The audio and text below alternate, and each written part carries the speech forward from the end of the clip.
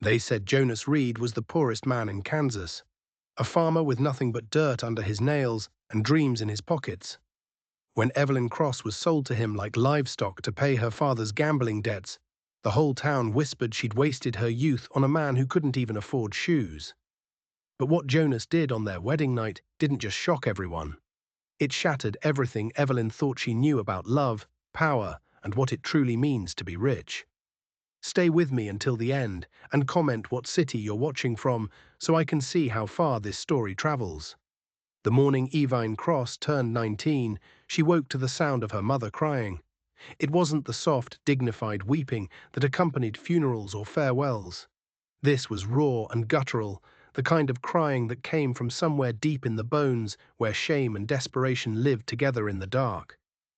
Evelyn lay still in her narrow bed, staring at the water-stained ceiling of their boarding house room, and felt her stomach turn to stone. She already knew, somehow she already knew. Evelyn. Her mother's voice cracked through the thin walls. Get dressed, your father needs to speak with you. The boarding house on the edge of Lawrence, Kansas, had been their home for 3 months.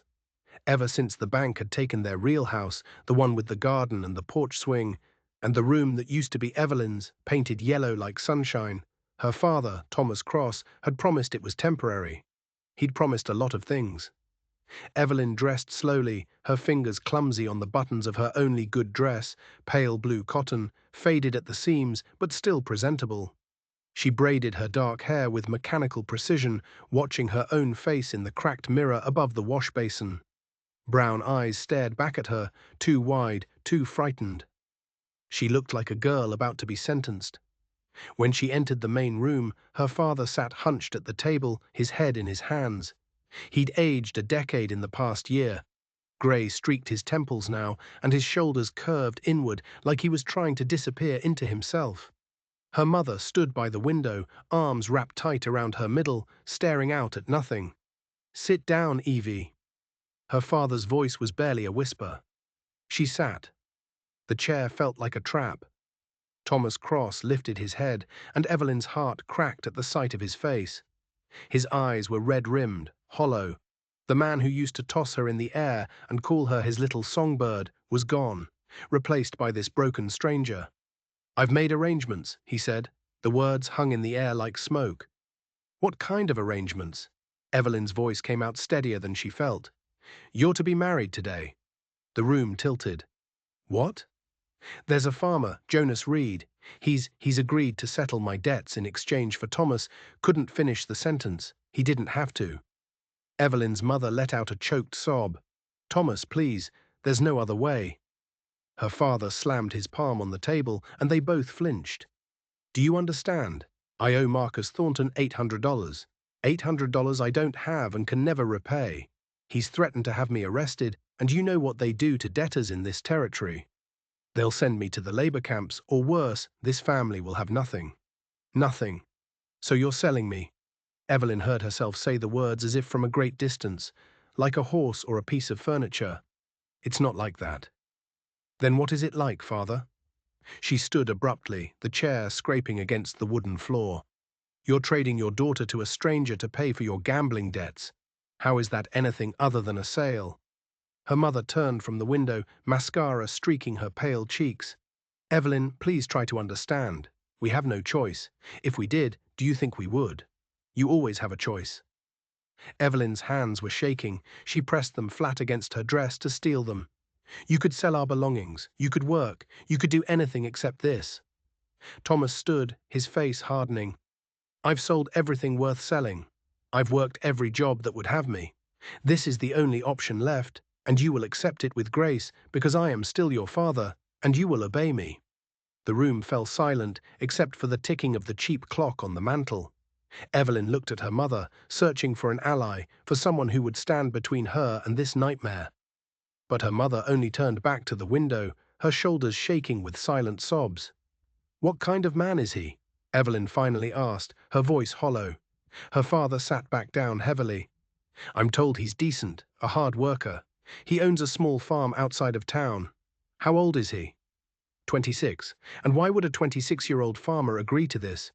Why would he pay $800 for a wife he's never met? Thomas rubbed his face with both hands. I don't know, Evie. I didn't ask.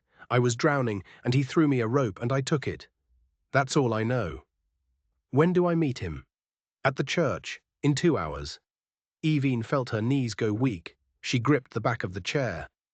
2 hours. You're telling me this 2 hours before I'm supposed to marry a stranger?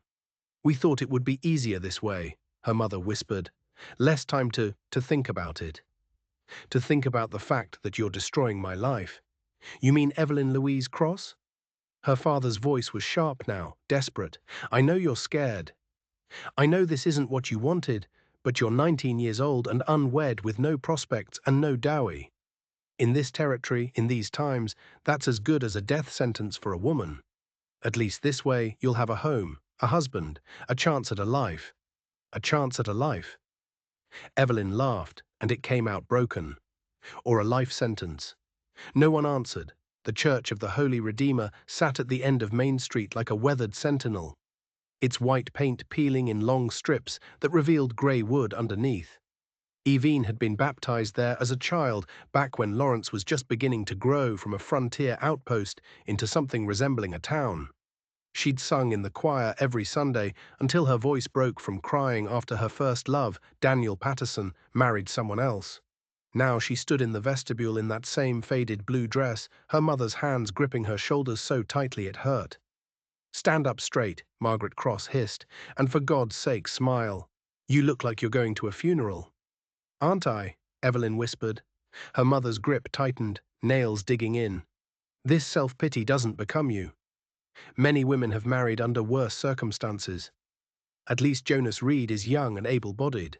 At least he's not cruel. How would you know if he's cruel? Have you even met him? Margaret's jaw clenched.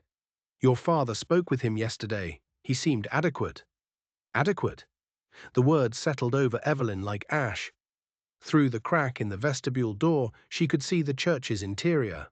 A dozen people sat scattered in the pews, mostly curious neighbors and gossips who'd heard about the hasty wedding and come to witness the spectacle. Reverend Morrison stood at the altar, his Bible open, his expression carefully neutral, and beside him stood a man. Evelyn's breath caught.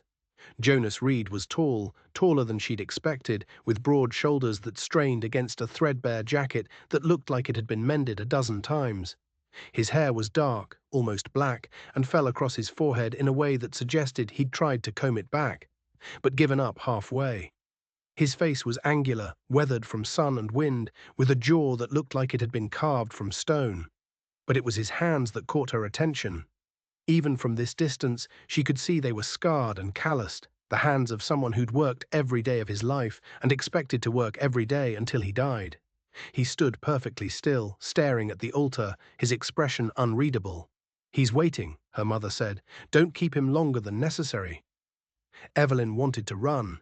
Every fiber of her being screamed at her to turn and flee through the back door. To run until her lungs burned and her legs gave out to disappear into the vast Kansas prairie and never look back. But where would she go? She had no money, no family except these two who had sold her, no skills beyond needlework and basic arithmetic. A woman alone on the frontier was prey for men, for weather, for circumstance. This was survival. Nothing more, nothing less. The organ began to play, a thin, reedy version of a wedding march that sounded more like a dirge. Her father appeared beside her, offering his arm. His hands were shaking as badly as hers. Eve, he whispered, and his voice broke on her name. I'm so sorry. She didn't answer. She couldn't trust herself to speak without screaming. They walked down the aisle together, and Evelyn felt every eye in the church on her. She heard the whispers. Poor girl, so young. I heard he paid $800 for her, like buying a horse. What kind of man does that? Can't find a wife the normal way. She could do worse. At least Reed's got a strong back. Strong back won't keep her warm at night when she realizes she's married to a dirt farmer with nothing to his name. The whispers felt like insects crawling on her skin. Jonas Reed turned as she approached, and their eyes met for the first time. His eyes were grey, the color of storm clouds over the prairie. For a moment, something flickered across his face. Surprise, maybe, or recognition, but it vanished so quickly she might have imagined it. Her father placed her hand in Jonas's, and Evelyn felt the roughness of those scarred palms against her skin. His grip was gentle, too gentle, like he was afraid she might shatter. "Take care of her," Thomas whispered, so low only the three of them could hear. Jonas nodded once. "I will." And then her father was gone, retreating to the front pew where her mother sat weeping into a handkerchief. Reverend Morrison cleared his throat. "Dearly beloved, we are gathered here today in the sight of God and these witnesses to join this man and this woman in holy matrimony. Marriage is not to be entered into lightly, but reverently, deliberately, and in accordance with the purposes for which it was instituted by God." Evelyn barely heard the words. Her heart was pounding so loudly it drowned out everything else. She stared at Jonas Reed's chest, at the frayed collar of his shirt, at a button that didn't quite match the others. "Jonas Reed, do you take this woman to be your lawfully wedded wife, to have and to hold from this day forward, for better or for worse, for richer or for poorer, in sickness and in health, until death do you part?"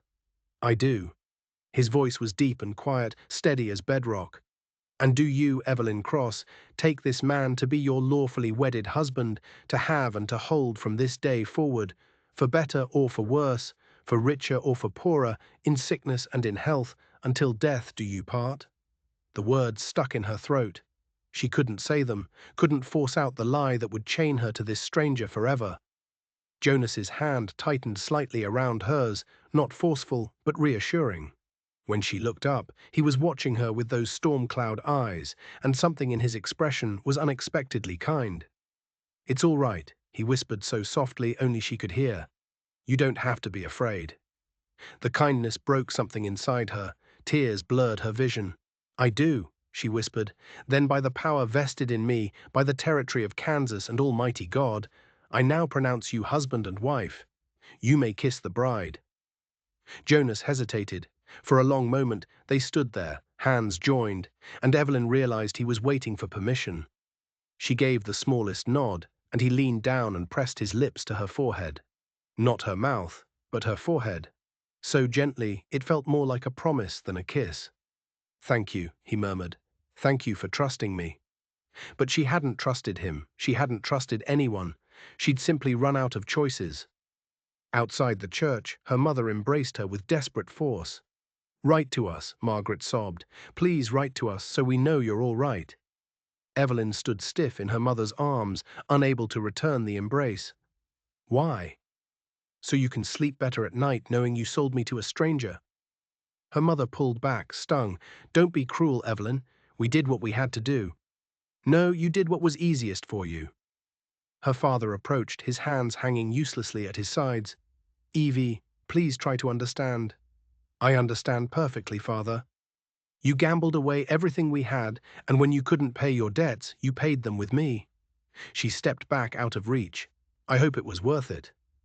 Jonas appeared beside her, a weathered canvas bag in his hand. "The wagon's ready," he said quietly. He nodded respectfully to her parents. "Mr. Cross, Mrs. Cross." Thomas gripped Jonas's shoulder. "You'll take care of her." "I gave you my word," Jonas said. There was an edge to his voice now, something harder. "A man's word is all he's got out here." He helped Evine onto the wagon seat, a simple farm wagon pulled by a tired L-looking mule with one ear shorter than the other. The wagon bed was empty except for a few supplies covered with a tarp. As Jonas climbed up beside her and took the res, people gathered on the church steps to watch them leave. The gossiping continued. "She'll be pregnant within the month. Mark my words, poor thing, married to a man with nothing but dirt and dreams. My husband says Reed's place is barely standing. 2 rooms and a leaky roof. A pretty girl like that wasted on a poor farmer. What a shame." Jonas's jaw tightened, but he said nothing. He clicked his tongue, and the mule started forward with a reluctant plod. They rode in silence through Lawrence, past the general store where Evine used to buy penny candy as a child, past the schoolhouse where she'd learned to read, past the Patterson house where Daniel lived with his wife and baby. Every familiar landmark felt like a goodbye. At the edge of town, Jonas finally spoke. "It's about an hour's ride to the farm," he said. "The road gets rough in places. If you need to stop for any reason, just say so." Evelyn didn't answer. She kept her eyes fixed on the horizon, watching Lawrence disappear behind them. I know this isn't what you wanted, Jonas continued. His voice was careful, measured. I know your father. I know the circumstances aren't ideal. Ideal? The word burst out of her like a laugh. Is that what we're calling it? He was quiet for a moment. No, I suppose not. Why? She demanded, turning to face him. Why would you agree to this? Why would you pay $800 money you clearly don't have, based on your clothes in this wagon, for a wife you've never met? What's wrong with you that you can't find a woman the normal way? Jonas's hands tightened on the res. There's nothing wrong with me. Then why? He stared straight ahead at the dusty road. Because I needed a wife and you needed a way out. It seemed like a fair trade. A fair trade. Evelyn laughed bitterly. I'm not a sack of flour or a plough blade. I'm a person. I know that. Do you? Because right now I feel like livestock, like something bought and paid for. Jonas pulled the wagon to a sudden stop. The mule snorted in protest. He turned to face her fully, and his grey eyes were intense, burning with something she couldn't name. You want to know why I agreed to this? He said, his voice low and fierce. Because 8 months ago, my mother died. Cancer. I spent everything I had on doctors who couldn't help her in medicine that didn't work. I sat beside her bed for 3 months and watched her waste away to nothing. And when she finally went, I buried her in the plot next to my father and realized I was completely alone in the world. 26 years old, and I have nobody. No parents, no siblings, no wife, no children, just me and 200 acres of land that's slowly killing me because I can't work it all by myself. He looked away, his jaw working. So when your father came to me, desperate and broken, offering his daughter in exchange for debt payment, I saw an opportunity, not to buy a person, but to offer us both a chance at something better than what we had. You get a home and a husband who won't hurt you. I get a partner to help build a life. Is it romantic? No. Is it what either of us dreamed of? No. But it's honest, and it's more than most people get. Evelyn stared at him, stunned into silence. Jonas clicked to the mule and they started moving again. I'm not a good man, he said quietly. I'm not educated or charming or wealthy, but I'm not cruel, and I keep my promises. That's all I can offer you. They rode in silence for a long time after that, the wagon creaking and swaying over the rutted dirt road. The Kansas prairie stretched endlessly in every direction, rolling hills of tall grass that rippled in the wind like an ocean. The sky was impossibly vast, bright blue and cloudless, and Evelyn felt suddenly terrifyingly small. What's your farm like? She finally asked.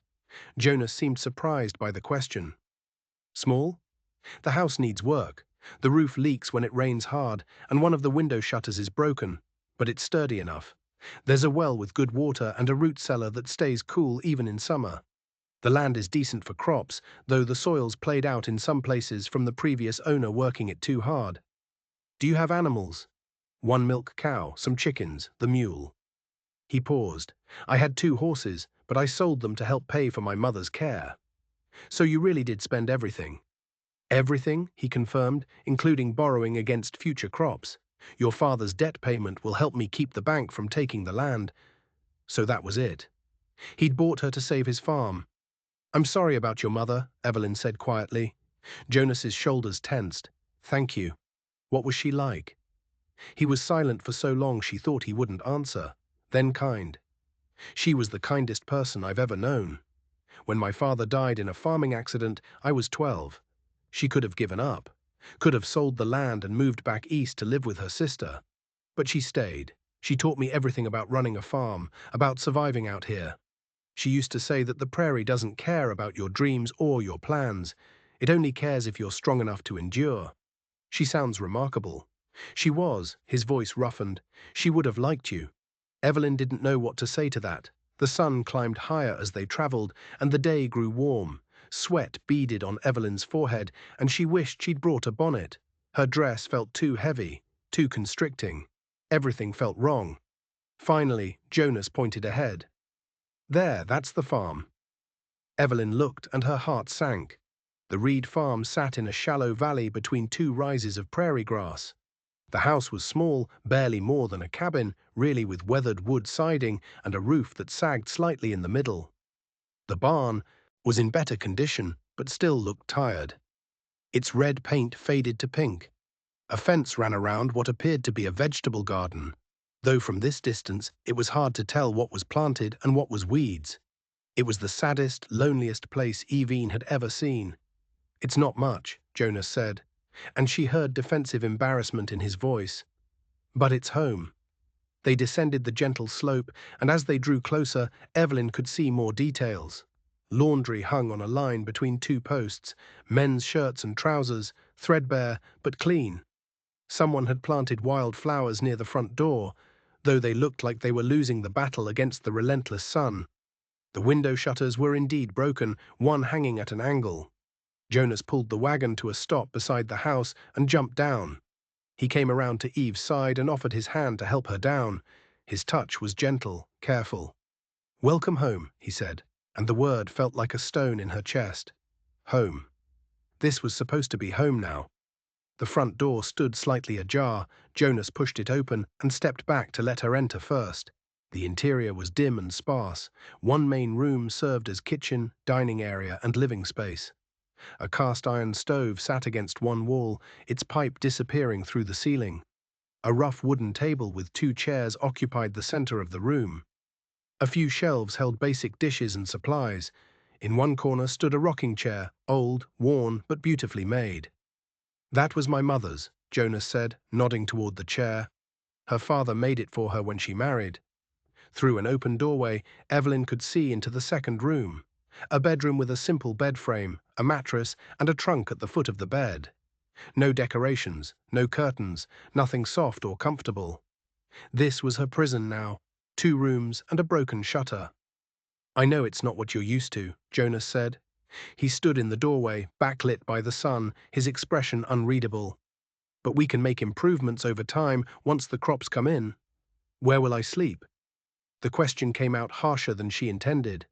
Jonas blinked. "In the bedroom?" "In the bed." "And where will you sleep?" He looked at her for a long moment, understanding dawning in his eyes. "In the barn, or out here in the chair if it rains." Evelyn stared at him. "But we're married." "Yes, married people share a bed." Eventually, perhaps, Jonas crossed his arms, his expression softening. "But not tonight.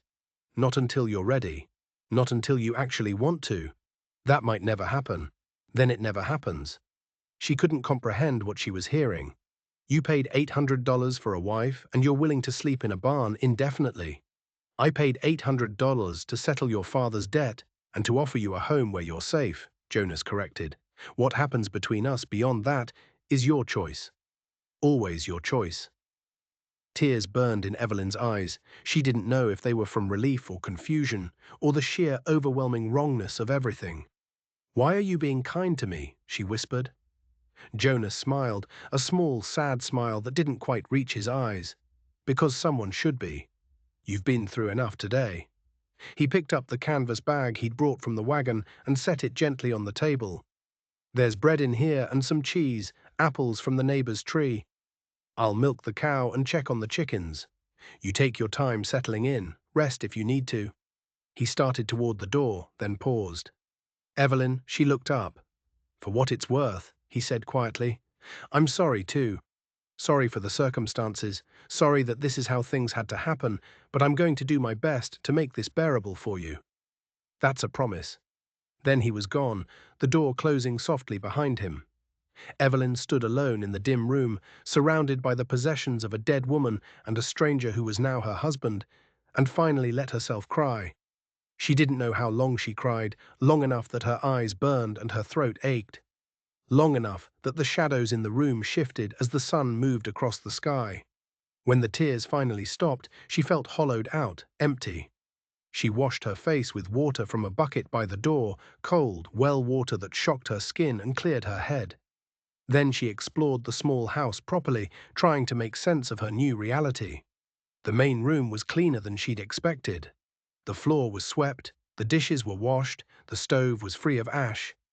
Jonas clearly kept house reasonably well, though there were touches everywhere that revealed a man living alone. Mismatched cups, A coat hung on a chair instead of a hook. A candle burned down to a nub. In the bedroom, she found more evidence of his mother. A photograph on the wall showed a woman with kind eyes and Jonas's same strong jaw. A quilt on the bed, beautifully stitched with a pattern of stars. A hairbrush on the trunk, still with a few long grey hairs caught in its bristles. Evelyn ran her fingers over the quilt, feeling the craftsmanship, the care in every stitch. This woman had made beautiful things, despite the hardness of prairie life, despite being alone after her husband died, despite everything. Maybe survival wasn't just enduring. Maybe it was also finding ways to create beauty in small spaces. The trunk at the foot of the bed was unlocked. Evelyn hesitated, feeling like an intruder, then opened it carefully. Inside were women's clothes, simple dresses, a winter coat, undergarments neatly folded. His mother's belongings preserved like a shrine. But underneath, wrapped in paper, she found something else. A stack of letters tied with string and a leather journal. She knew she shouldn't read them. They were private, intimate. But she was desperate to understand the man she'd married, this stranger who'd bought her freedom and promised her safety. The journal entries were short, written in a careful, unpracticed hand. March 3rd. Father's been gone 2 years now. Mother says we're managing, but I see how thin she's gotten. The work is too much for the two of us. I'm thinking about selling the east 40 acres, but Mother won't hear of it. Says Father would want us to keep the land together. June 12th. Crops are coming in better this year. Thank God. Mother's cough is worse though. She tries to hide it, but I hear her at night. September 29th. Dr. Harrison says it's consumption 6 months, maybe a year. I don't believe him. I won't believe him. November 4th. Sold both horses today. Used the money for medicine from the specialist in Kansas City. Mother cried, not from pain, but because she knows why I did it. January 15th. She's gone. I buried her next to Father this morning in the rain. The Reverend said she's in a better place now, but I don't know if I believe that either. How can anywhere be better than here, with the land she loved and the son who loved her? January 20th. Alone now. Completely alone. The silence in this house is deafening. The last entry was dated 2 months ago, March 8th. Thomas Cross came to see me today with a proposition. His daughter for his debt. I should have said no. A marriage of convenience is no foundation for happiness. But I looked around this empty house at my mother's rocking chair and her garden gone to weeds, and I thought, maybe it's better to share loneliness than to drown in it alone. God forgive me. Evelyn closed the journal carefully, her hands shaking. He was just as trapped as she was, just as desperate. He'd lost everything too.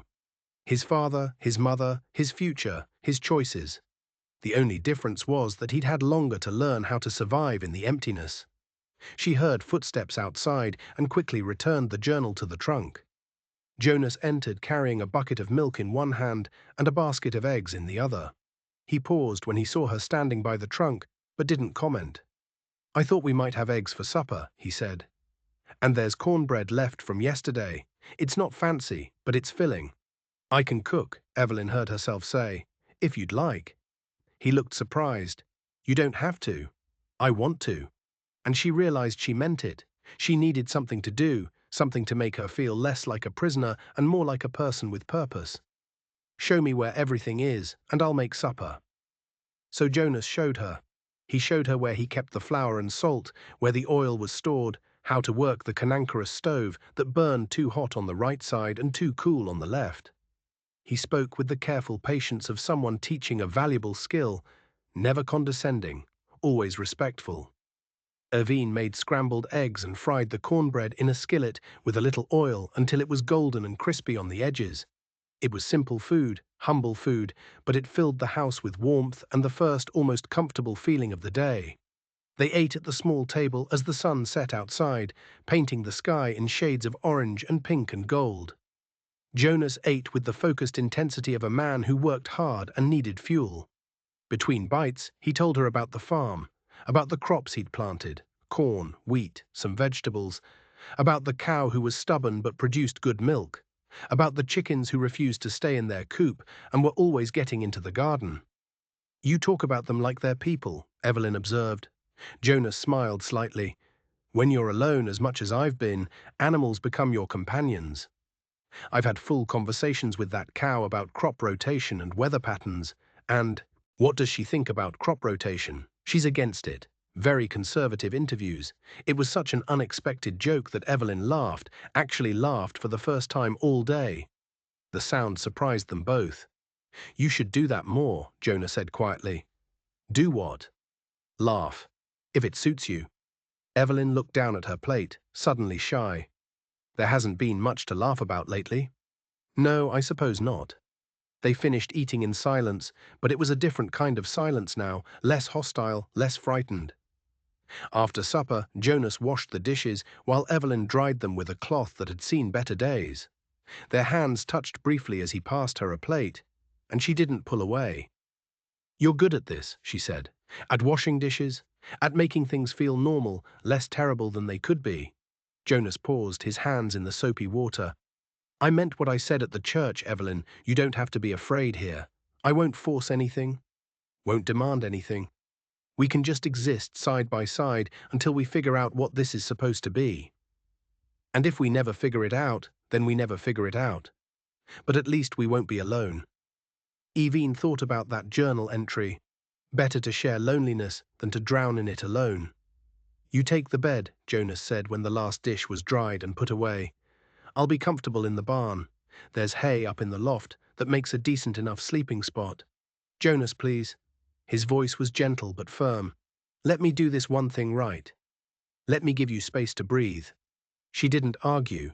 She was too exhausted physically and emotionally to argue. The bed was more comfortable than she'd expected. The mattress was filled with corn husks that rustled when she moved, but his mother's quilt was soft and smelled faintly of lavender. Evelyn lay in the darkness, listening to the unfamiliar sounds of the prairie night, wind in the grass, an owl calling somewhere distant, the settling of old wood. Through the window she could see a light in the barn, Jonas's lantern burning gold in the darkness. What kind of man sleeps in a barn on his wedding night so his wife can feel safe? Evelyn pulled the quilt up to her chin and closed her eyes, too overwhelmed to process everything, too confused to know what she felt. But for the first time since her father had delivered the news that morning, she didn't feel like she was drowning. She felt like maybe, just maybe, she might survive this after all. Evelyn woke to the sound of a rooster crowing and sunlight streaming through the broken shutter, cutting across the bedroom floor in bright golden bars. For a disorienting moment, she didn't know where she was. Then memory crashed over her like cold water. The church, the vows, the wagon ride, this strange, sparse house that was supposed to be home now. She sat up slowly, her body stiff from tension and restless sleep. The quilt had twisted around her legs during the night, and she could hear her own heartbeat loud in the morning quiet. Through the window, she saw Jonas already up and working in the distance, a dark figure against the endless prairie sky, moving along the fence line with steady purpose. He hadn't come inside. He'd kept his promise. Evelyn dressed quickly in the same blue dress from yesterday. Her only dress, she realized with a sinking feeling. Everything else she owned was back in Lawrence in that boarding house room, and she had no idea if her parents would send her things or if they had already sold them to pay more debts. She braided her hair with fumbling fingers, splashed water on her face from the basin Jonas had left filled for her, and stepped out into the main room. The house was empty, but not abandoned. Someone, Jonas obviously, had laid a fire in the stove before he left. A pot of coffee sat warming on the stovetop, and beside it on the table was a plate covered with a cloth. Evelyn lifted the corner and found 2 biscuits, still slightly warm, with a pad of butter and a small jar of honey. A piece of paper lay beside the plate, folded once. She opened it to find a note written in that same careful, unpracticed handwriting she'd seen in the journal. Good morning. Help yourself to breakfast. There's fresh milk in the pail by the door if you want some. I'm checking the fence in the north pasture. One of the posts came loose in last week's wind. Should be back by midday. Make yourself at home, Jonas. Make yourself at home.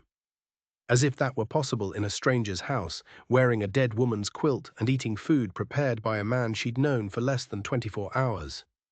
But Evelyn was hungry, and the biscuits were good, better than she'd expected, light and flaky, despite being made with what must have been limited supplies. She ate, slowly, drinking the strong black coffee and watching dust motes drift through the sunlight. The silence in the house was different from the silence in her parents' boarding house room. That silence had been heavy with shame and desperation. This silence felt almost peaceful, broken only by the ticking of a clock she hadn't noticed last night and the distant sound of chickens clucking somewhere outside. After breakfast, Evine washed her plate and cup in the bucket of water by the door, then stood uncertainly in the middle of the room. What was she supposed to do now? What did farm wives do all day? She'd grown up in town in a house with a hired girl who did most of the heavy work. Her mother had taught her needlework and basic cooking, how to manage household accounts and receive visitors properly, but nothing about surviving on a hard Scrabble farm where every resource was precious and nothing was wasted. Her eyes fell on the broken shutter hanging crooked on its hinges. Jonas had mentioned it yesterday. Maybe she could fix it, or at least try. It would give her something to do besides sit and think about how completely her life had changed. She went outside into the bright morning. The sun was already warm on her face, and the wind carried the smell of grass and earth, and something sweet she couldn't identify. The farm looked different in daylight, still shabby and worn, but less desolate somehow. The chickens were indeed out of their coop, pecking at the ground near the vegetable garden. The milk cow stood in the small pasture, watching Evelyn with large, patient brown eyes. The broken shutter proved more complicated than she'd hoped. One of the hinges had pulled completely free from the wood, leaving ragged holes. She'd need tools to fix it properly, and she had no idea where Jonas kept his tools, or if she was even allowed to use them. "You must be the new Mrs. Reed."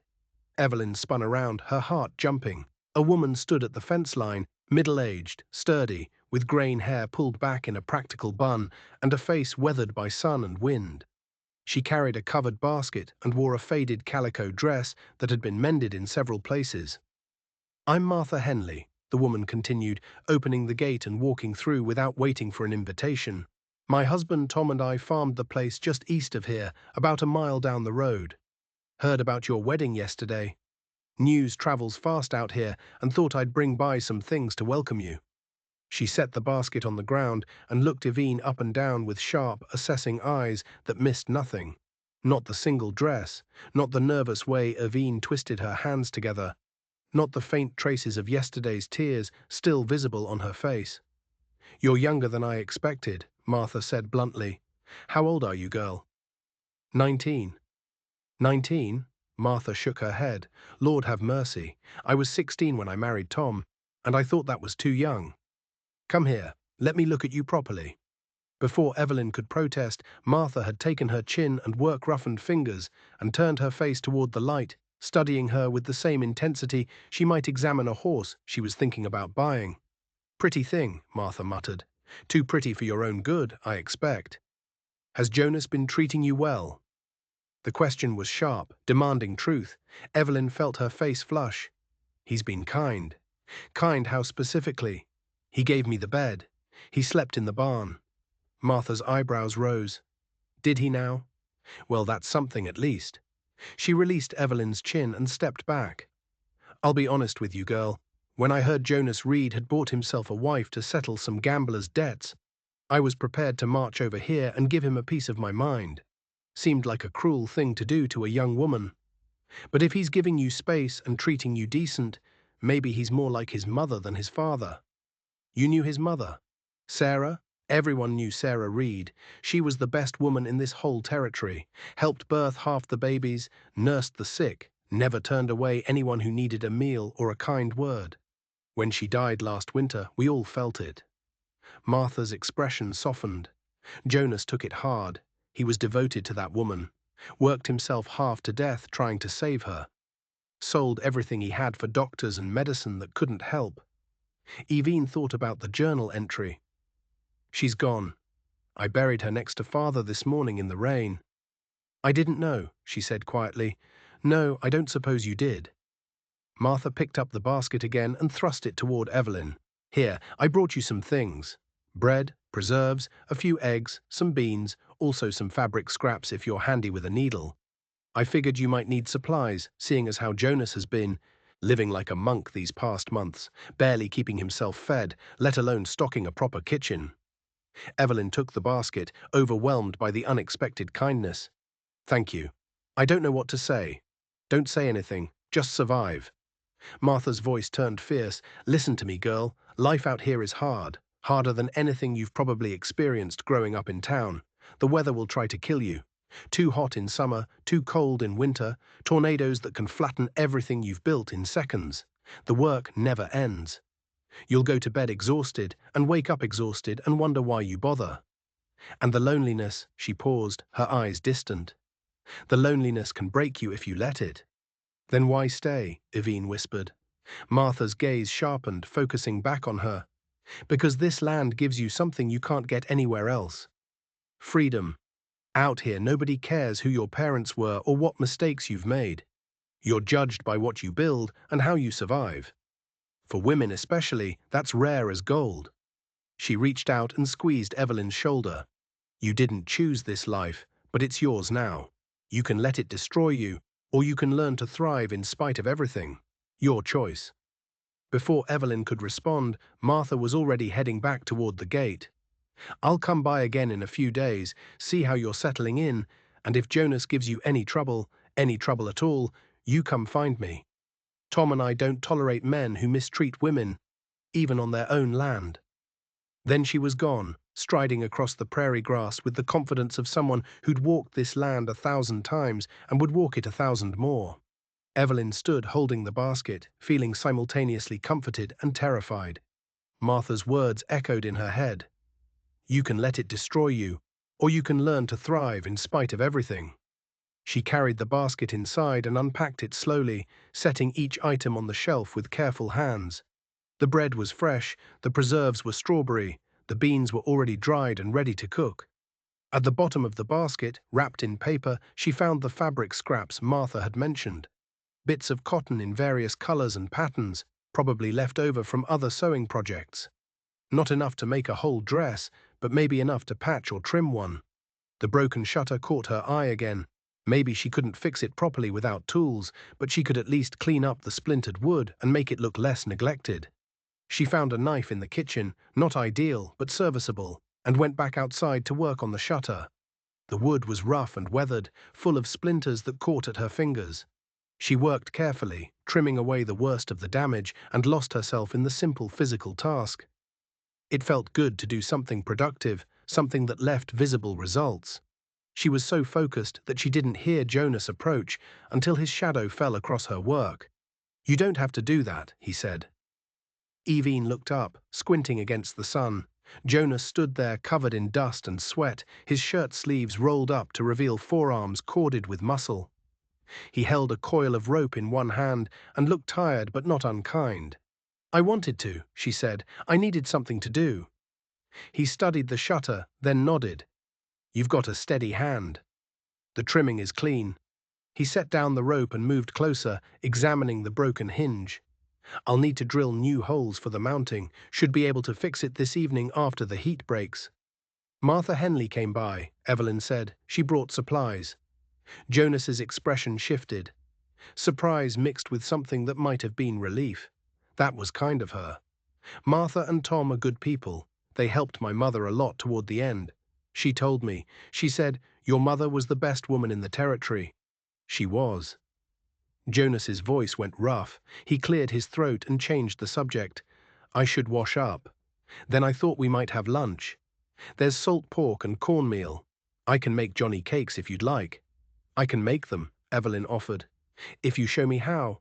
So Jonas showed her, standing close in the small kitchen while she mixed cornmeal and salt and water into a thick batter. His instructions were clear and patient, and when she poured the first cake onto the hot griddle and it immediately began to burn, he didn't criticize or take over. He just said, the stove runs hot on that side. Try moving it more to the left. The second cake came out better. The third was almost perfect. They ate standing up, the Johnny cake still warm and dripping with butter from Martha's supplies. Jonas ate quickly, clearly hungry from his morning work, and Evelyn found herself studying him when he wasn't looking. The way his hair fell across his forehead, the scar on his chin that she hadn't noticed before, the careful way he moved as if always aware of taking up too much space. "What happened to your chin?" she asked. Jonas touched the scar reflexively. "Kicked by a horse when I was 14. Thought I could break a wild mare on my own. She had other ideas. Did you break her?" "Eventually, but she broke my pride first, which was probably necessary." He smiled slightly. "My mother said pride is what gets you killed on a farm. Caution keeps you alive." "Your mother said a lot of wise things, it seems." "She did." Jonas set down his plate. "Evelyn, I've been thinking. You're going to need more than one dress out here. The work is hard, and clothes wear out fast. I don't have money for store-bought fabric, but I could trade some eggs to Mrs. Patterson in town. She usually has material. Mrs. Patterson, Daniel Patterson's mother. The family of the man Evelyn had once imagined herself marrying." "I'd rather not," Evelyn said quietly. Jonas looked at her sharply. "Why not?" She couldn't tell him the truth that Daniel Patterson had courted her for 6 months, made promises he never intended to keep, then married Catherine Morris 3 weeks after telling Evelyn she was the only girl he'd ever love. That seeing his mother seeing pity or judgment in her eyes would be unbearable. "I just don't want charity from town," she said instead. "Martha brought fabric scraps. Maybe I can make something from those." Jonas didn't push, but she could see questions in his eyes. "All right, if you change your mind, let me know." The afternoon stretched long and hot. Jonas returned to his work, checking on the growing corn, reinforcing the chicken coop that kept losing residents to foxes, hauling water from the well to the garden where young plants wilted in the heat. Aveen watched him from the doorway, amazed by his stamina. He never stopped moving, never complained, just worked with steady determination under the merciless sun. She tried to help, carrying water in a smaller bucket, but Jonas gently took it from her hands. "You'll get heat stroke," he said. "It takes time to acclimate. Just stay inside during the hottest part of the day." "But you're out here working. I'm used to it." "You're not. Don't make yourself sick trying to prove something." It wasn't condescension, just practicality, but it still made Evelyn feel useless. Back in Lawrence, she'd been good at things: embroidery, watercolors, playing the piano at church socials. Out here, those skills meant nothing. She couldn't fix a fence or plow a field or do any of the 1,000 things that farm life required. Inside the house, she examined Martha's fabric scraps more carefully. Most were too small to be useful, but there were a few larger pieces, a length of faded blue cotton, some cream muslin, bits of calico, and cheerful prints. If she was clever about it, maybe she could piece together an apron, at least something to protect her one dress while she learned how to be useful. She found a sewing basket in the bedroom trunk. Sarah Reed's, obviously, with needles and thread and scissors that were still sharp. The basket itself was beautiful, woven from sweet grass with a pattern of flowers worked into the lid. Evelyn ran her fingers over it, feeling the craftsmanship, and wondered what Sarah Reed had thought about while making it. Had she been happy? Had she loved Jonas's father?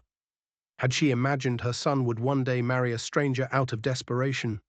The front door opened and Jonas came in, carrying the coil of rope and a wooden toolbox. "Heat's breaking," he said. "Good time to fix that shutter before dark." Evine set aside the sewing basket. "Can I help? If you want, I'll need someone to hold the shutter steady while I drill." They worked together as the afternoon light turned golden. Jonas was good with tools, precise and methodical, making each hole exactly where it needed to be. Evine held the shutter in place, her arms aching from the strain while he worked. At one point their hands touched on the wood, and neither of them pulled away immediately. "There," Jonas said finally, stepping back to examine his work. The shutter hung straight now, opening and closing smoothly. "That should hold. It looks good," Evelyn said, and it did. It made the house look just a little less neglected, a little more cared for. Jonas began gathering his tools. "I need to milk the cow and feed the chickens. Then I thought we might have supper. There's venison from a deer I shot last week.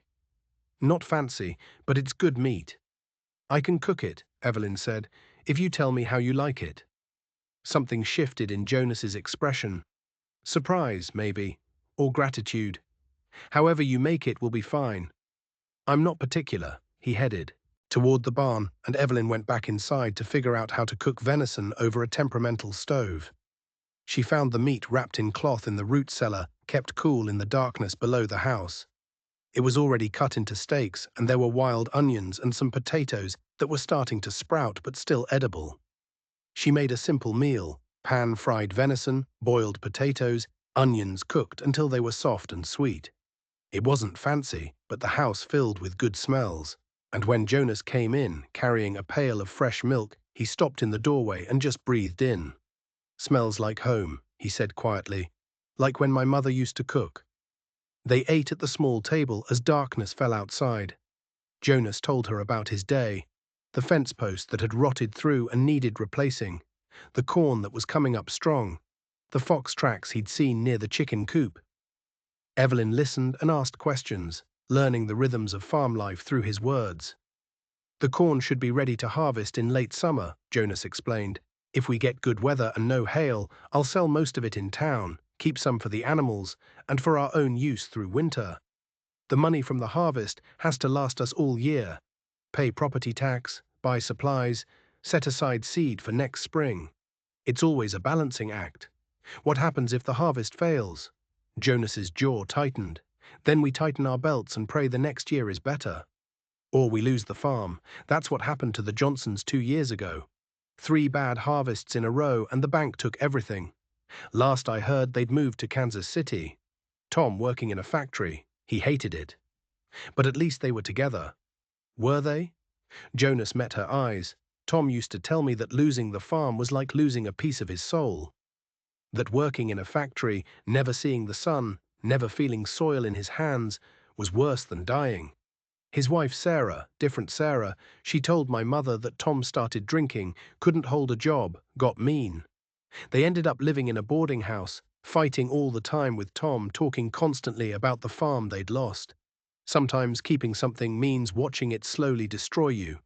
Evelyn thought about her father, about gambling debts and borrowed time, about how trying to hold on to a life that was already gone had led them all to this moment. "Is that what you think will happen to us?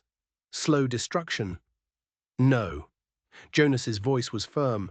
"Because I'm not trying to hold on to something that's already lost. I'm trying to build something new. There's a difference." After supper, Evelyn washed the dishes while Jonas sat in his mother's rocking chair, working on a piece of harness that needed mending. The domesticity of it struck her, how they moved around each other in the small space, how the silence between them was becoming comfortable rather than strained. "Evelyn," Jonas said suddenly, "I want you to know something. Your father's debt, the $800, I borrowed most of that money from the bank, from neighbors, from anyone who would lend to me. It'll take me years to pay it back, maybe 5 or 6 if the harvests are good." She turned to look at him, confused. "Why are you telling me this?" "Because I want you to understand that I didn't buy you.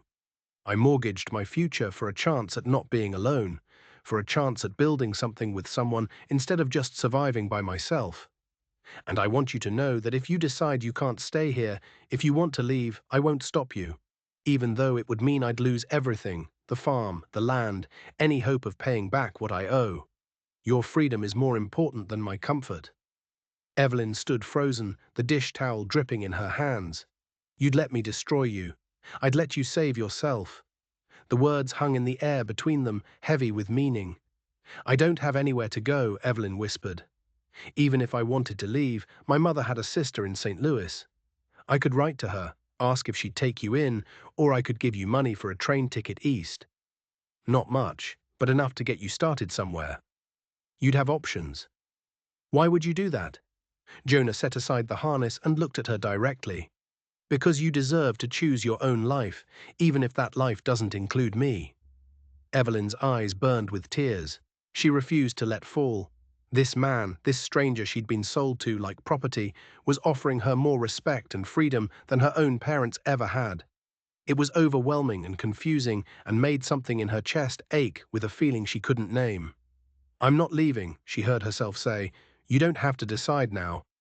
"I'm not leaving," she repeated stronger this time. "Not because I don't have options, but because I'm tired of running, tired of being helpless.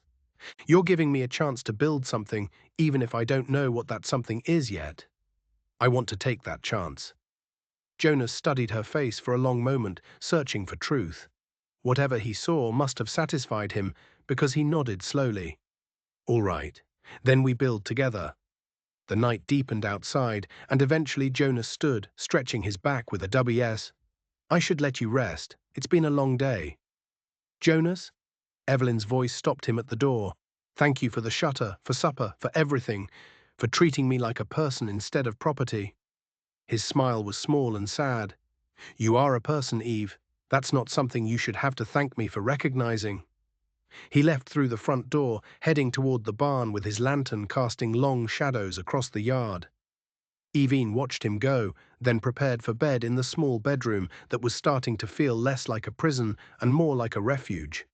She lay under Sarah Reed's star quilt, listening to the prairie night, wind and crickets, and the distant cry of a coyote. Through the window, she could see Jonas's lantern light in the barn, steady and golden. She thought about what Martha had said. The loneliness can break you if you let it. But maybe loneliness was easier to bear when you shared it with someone who understood.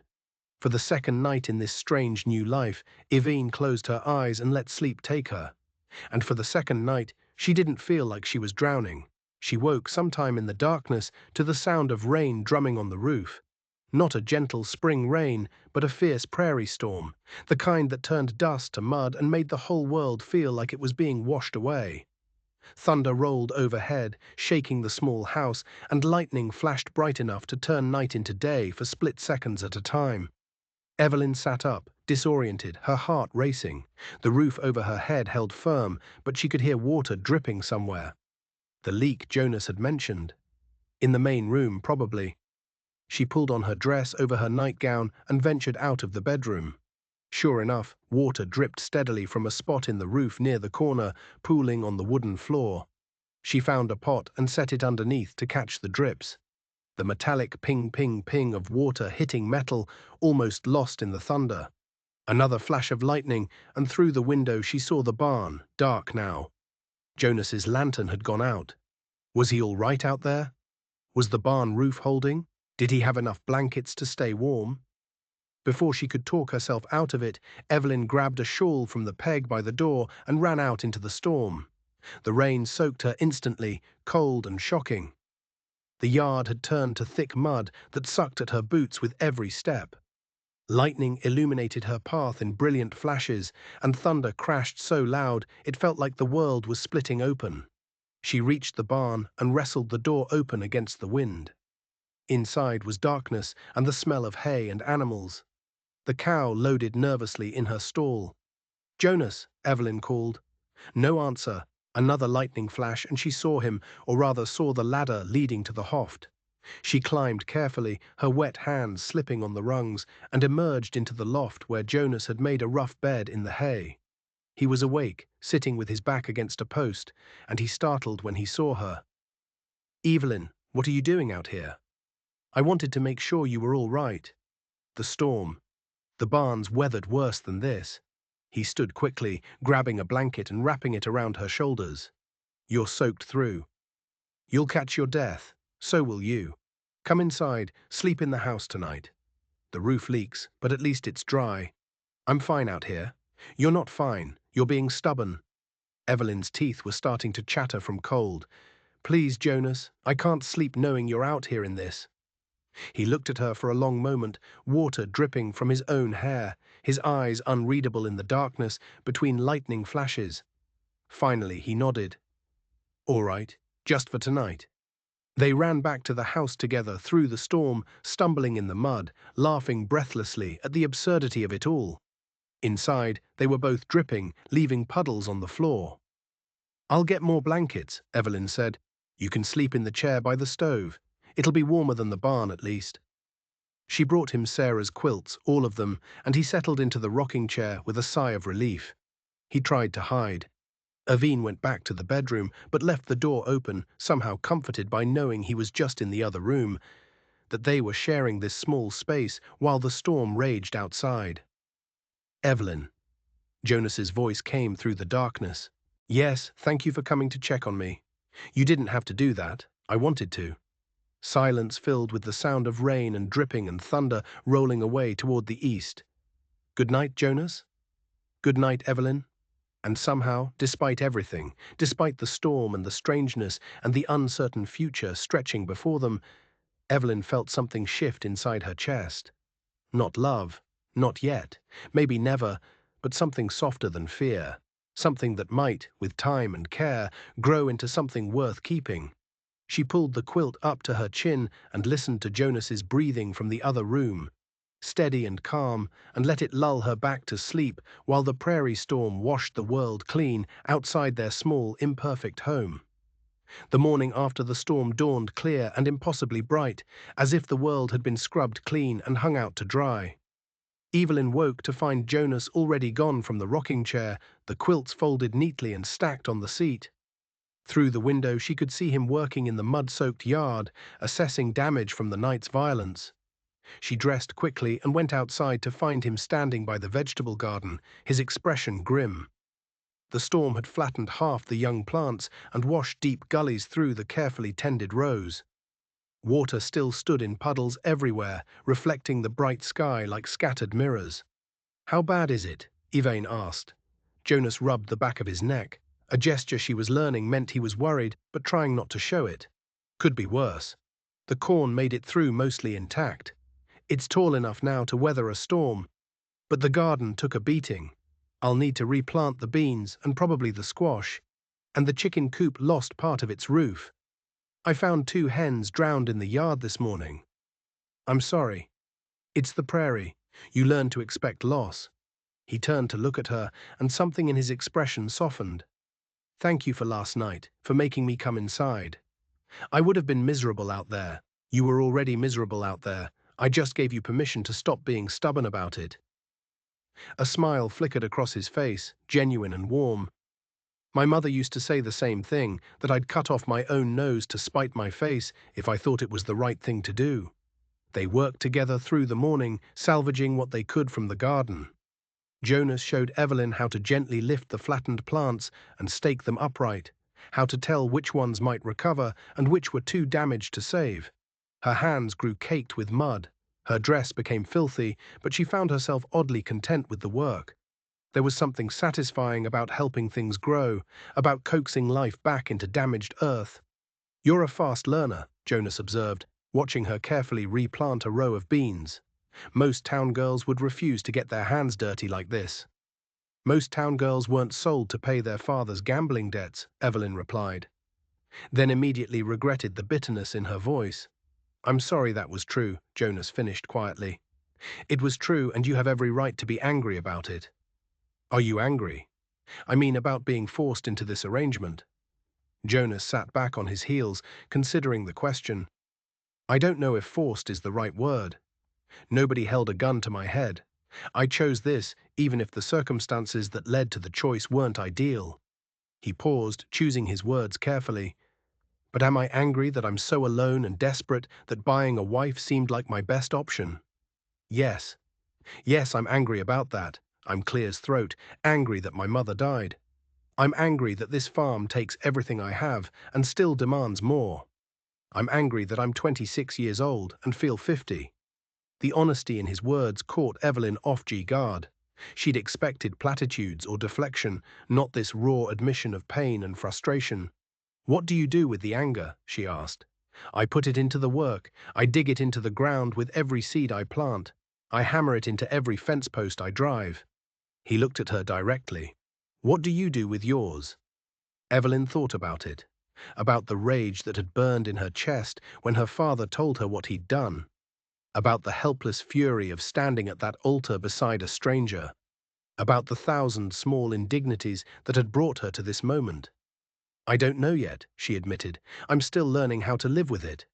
Then we'll figure it out together." The simple promise settled something inside her, some sharp edge that had been cutting at her since the wedding. They returned to their work in companionable silence, and when Martha Henley appeared at the fence line an hour later, she found them both covered in mud and laughing over a chicken that kept escaping their attempts to herd it back toward the damaged coop.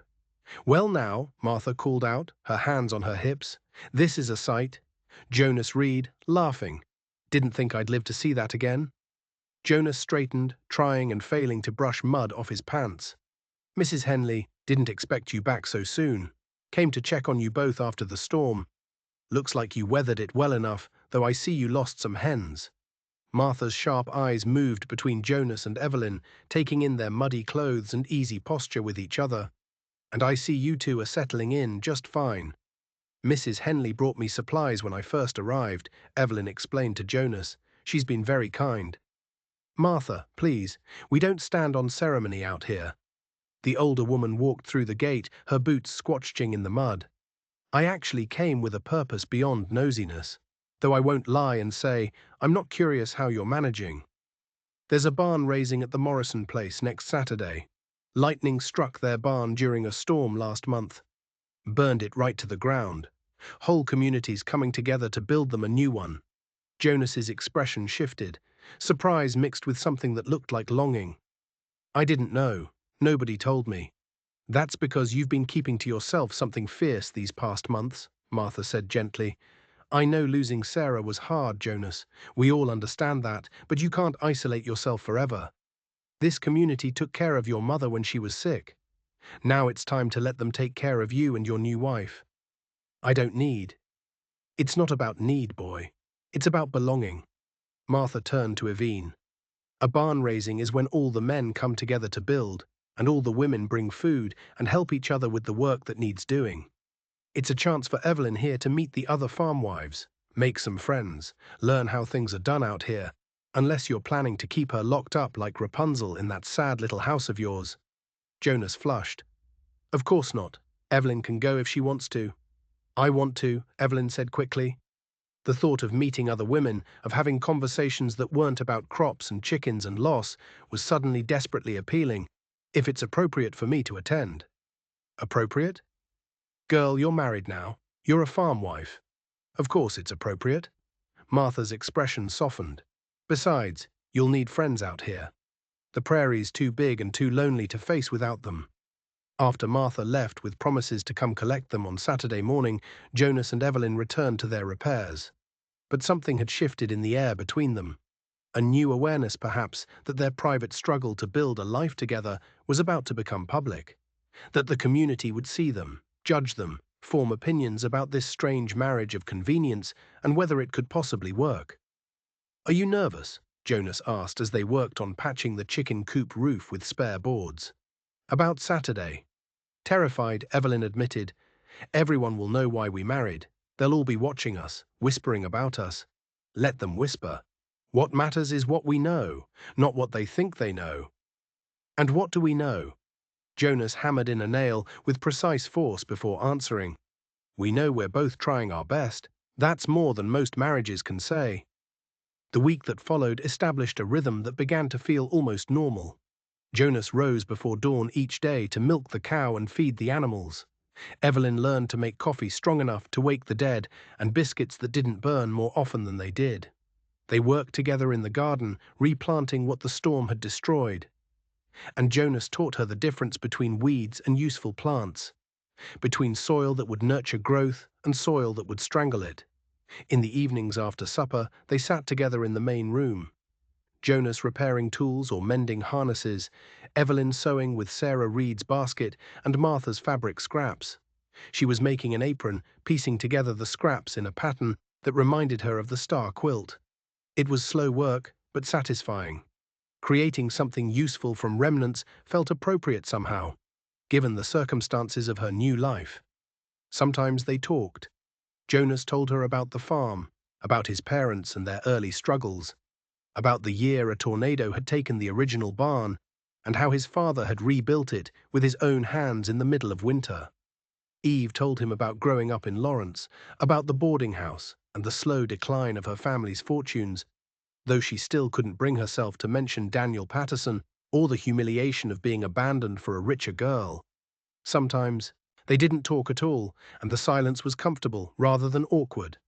Evelyn found herself watching Jonas when he wasn't looking, the concentration on his face as he worked, the careful way he handled his mother's things, the unconscious grace of someone who'd spent his whole life doing physical labor.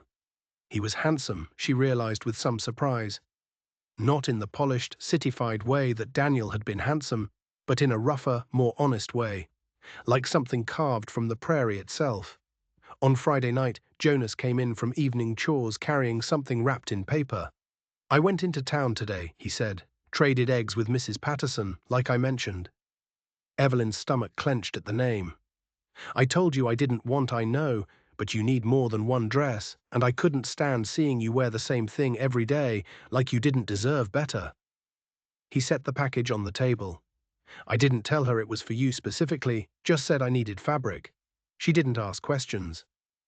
Evelyn unwrapped the paper slowly.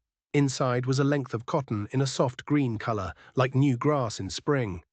Enough for a whole dress and of better quality than the faded blue one she'd been married in.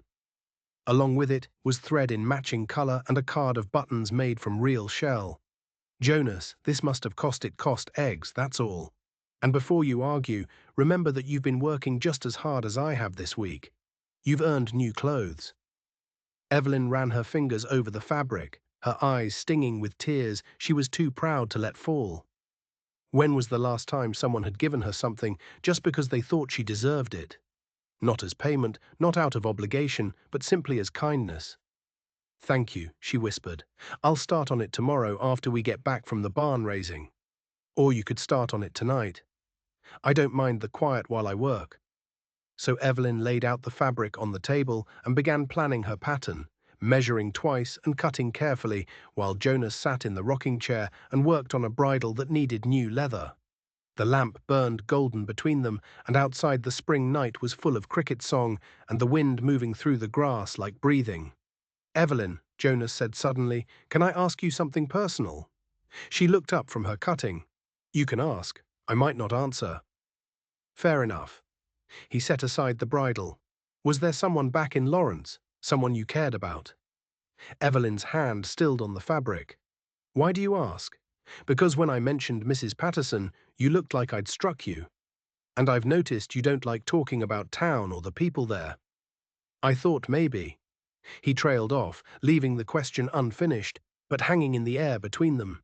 She could lie, could tell him it was nothing, just general unpleasant memories of a difficult time.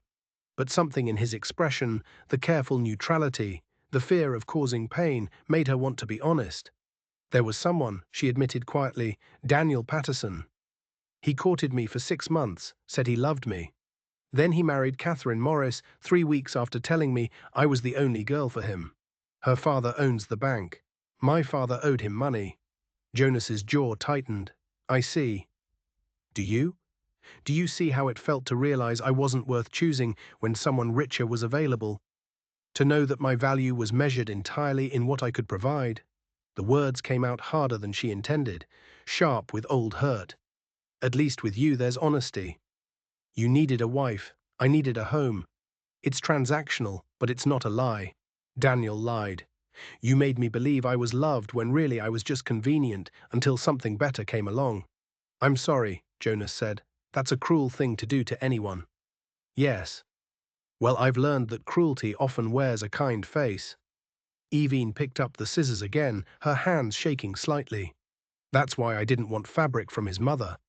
I couldn't bear the thought of her knowing, of her pitying me, or worse, thinking I got what I deserved for aiming above my station." Jonas stood and crossed to the table, standing close enough that she could feel the warmth of him. "For what it's worth," he said quietly, "Daniel Patterson is a fool, and any man who would treat you as convenient rather than precious doesn't deserve a moment of your time or thought." Evelyn looked up at him, surprised by the fierce protectiveness in his voice. His eyes held hers, storm grey and intense, and for a moment she forgot to breathe. "You don't know me well enough to say that," she whispered. "I know enough. I know you came out into a storm to check on me. I know you work until your hands bleed without complaint. I know you're trying to make the best of a situation you never asked for with grace and strength that humbles me." He reached out slowly, giving her time to pull away, and tucked a loose strand of hair behind her ear. "So yes, I do know enough, and Daniel Patterson is still a fool." The touch was gentle, barely there, but it sent warmth spreading through Evine's chest like sunrise. She wanted to lean into it, to close the distance between them, to find out if this strange marriage could become something real and chosen. But fear held her back, fear of being hurt again, fear of wanting something she might not be allowed to keep. Jonas seemed to understand. He stepped back, giving her space. "I'll let you work on your dress. I'm going to check on the animals one more time before bed." He left quietly, and Evelyn stood alone in the lamplight, her heart racing and her mind spinning with confusion and possibility, and the terrifying realization that she was starting to care for this man who'd bought her freedom with borrowed money and asked for nothing in return. Saturday morning arrived bright and clear, perfect weather for a barn raising. Martha and Tom Henley came by in their wagon just after breakfast, and Jonas helped Evelyn climb into the back where she could sit with Martha while the men drove up front. "You look nervous," Martha observed as they started down the road toward the Morrison place. "I am," Eve admitted. She wore her blue dress. She'd run out of time to finish the green one, but at least she'd cleaned and pressed it carefully. "I don't know anyone. I don't know what I'm supposed to do. You're supposed to be yourself and help where help is needed. That's all." Martha patted her hand. "The women here aren't like town ladies with their social rules and judgments. We're too busy surviving to care about petty things. You'll see." The Morrison farm was larger than Jonas's place, with a house that had actual glass windows and a barn foundation already laid where the old structure had burned. By the time they arrived, dozens of wagons were already there, and the yard was full of people. Men organizing lumber and tools, women setting up tables for food, children running wild with the freedom of a community gathering. Jonas helped Evelyn down from the wagon, his hand steady under her elbow. "Stay with Martha," he said quietly. "She'll introduce you around. I'll be with the men if you need me." Then he was gone, swallowed up by the group of farmers gathering around the foundation, and Evelyn felt suddenly very alone despite being surrounded by people. "Come on," Martha said, linking her arm through Evelyn's. "Let's get you settled. The first person you need to meet is Helen Morrison. It's her barn we're raising." Helen Morrison turned out to be a woman in her 50s, with flour in her hair and laugh lines around her eyes. She welcomed Evelyn warmly, thanking her for coming. And within minutes, Evelyn found herself absorbed into the rhythm of women's work at a barn raising, setting out food, minding children, carrying water to the men who were already sweating in the morning sun. The other women were curious but kind, asking questions about where she'd come from and how she was settling in. But none with the malicious edge Evelyn had feared. They seemed genuinely interested in welcoming her into their community. "It's good to see Jonas with company," one woman named Sarah Cooper said as they sliced bread for sandwiches. "He's been so isolated since his mother passed. We worried about him." "He works very hard," Evelyn said carefully, not sure how much to reveal. "Too hard, probably," another woman added. This one introduced as Ruth Williams. Jonas has always been that way. Even as a boy, he took everything so seriously. His mother used to say he carried the weight of the world on those shoulders. "She would be glad he has you now," Helen Morrison said gently. Sarah Reed loved that boy more than life itself. She made us all promise to look after him if anything happened to her. But a wife can do what neighbors can't. Give him a reason to come home at the end of the day instead of working himself into an early grave. The words settled uncomfortably on Evelyn's shoulders. These women expected her to save Jonas, somehow to be the cure for his loneliness and grief, but she was barely keeping herself afloat. How could she possibly be someone's salvation when she was still trying to figure out how to survive? As if reading her thoughts, Martha appeared at her elbow. "Stop looking so terrified," she murmured. "They don't expect miracles. They just want Jonas to be happy. And from what I saw at your place, you're already doing more for him than he's had in a long time. Someone to talk to share the work with. That's enough." The morning passed in a blur of activity. The men worked with impressive coordination, raising the barn's frame piece by piece, while the women kept them fed and hydrated. Evelyn found herself watching Jonas as he worked, the way he moved with confidence and strength, the easy camaraderie he had with the other men, despite his months of isolation. She saw him laugh at something Tom Henley said, saw him patiently show a younger man how to properly secure a beam, and realized that this was who Jonas had been before grief and loneliness had carved away everything but survival. "He's different with you here," a voice said beside her. Evelyn turned to find a young woman about her own age, pretty with blonde hair and blue eyes. She looked vaguely familiar, though Evelyn couldn't place from where. "I'm Catherine Patterson," the woman said, and Evelyn's stomach dropped. "I know who you are. The whole county knows about Jonas Reed's sudden marriage." Of course, Catherine Morris, who had become Catherine Patterson, Daniel's wife. "I should get back to work," Evelyn said, starting to turn away. "Wait, please." Catherine reached out but didn't quite touch her. "I'm not here to cause trouble. I just wanted to say." She paused, choosing her words carefully. "I wanted to say I'm sorry for how things happened with Daniel." Evelyn stared at her. "You're sorry? I know what Daniel told you. What he promised you." Catherine's voice dropped lower. "He told me too. He's very good at making promises he has no intention of keeping. I didn't know about you when I agreed to marry him. My father arranged it. Said it would secure the family finances. If I'd known Daniel had been courting someone else, had made promises to someone else, would it have changed anything?" Evelyn asked quietly. "Would you have refused?" Catherine's silence was answer enough. "That's what I thought." Evelyn started to walk away again. "He's not a good husband," Catherine called after her, and there was something broken in her voice that made Evelyn stop. He's not kind. He drinks too much, and he has a temper, and he still flirts with every woman who crosses his path. Some days, I wish I'd had the courage to refuse my father, to choose poverty over this gilded cage. When I heard about you that you'd married Jonas Reed, I was jealous because at least you have a man who's decent." Evelyn turned slowly to face her.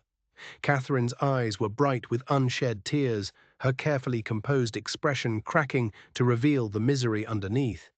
"I'm sorry too," Evelyn said finally. "For both of us. For all of us who don't get to choose our own lives. But you're choosing now, aren't you? Every day you stay with Jonas. You're choosing." Catherine wiped at her eyes. "That's more than I can say. And for what it's worth, I think you chose better than I did, even if you didn't mean to." Before Evelyn could respond, Catherine hurried away, disappearing into the crowd of women. Evelyn stood frozen, trying to process the conversation, trying to reconcile the Catherine she'd imagined. Triumphant, smug, everything Evelyn wasn't with this sad woman trapped in her own gilded cage. "You all right?" Martha appeared at her side again, her sharp eyes missing nothing. "I saw you talking to Catherine Patterson." "She apologized," Evelyn said numbly, "for stealing Daniel." "Stealing? Is that what happened?" Martha snorted. "Girl, that's not stealing. That's inheriting a burden. Daniel Patterson is his father's son. Charming on the surface, rotten underneath. His mother knows it, which is probably why she was so willing to sell fabric to Jonas. Felt guilty about her son's behavior most like. How does everyone know all of this? Because we live in each other's pockets out here. Privacy is a luxury we can't afford." Martha steered Evelyn back toward the food tables.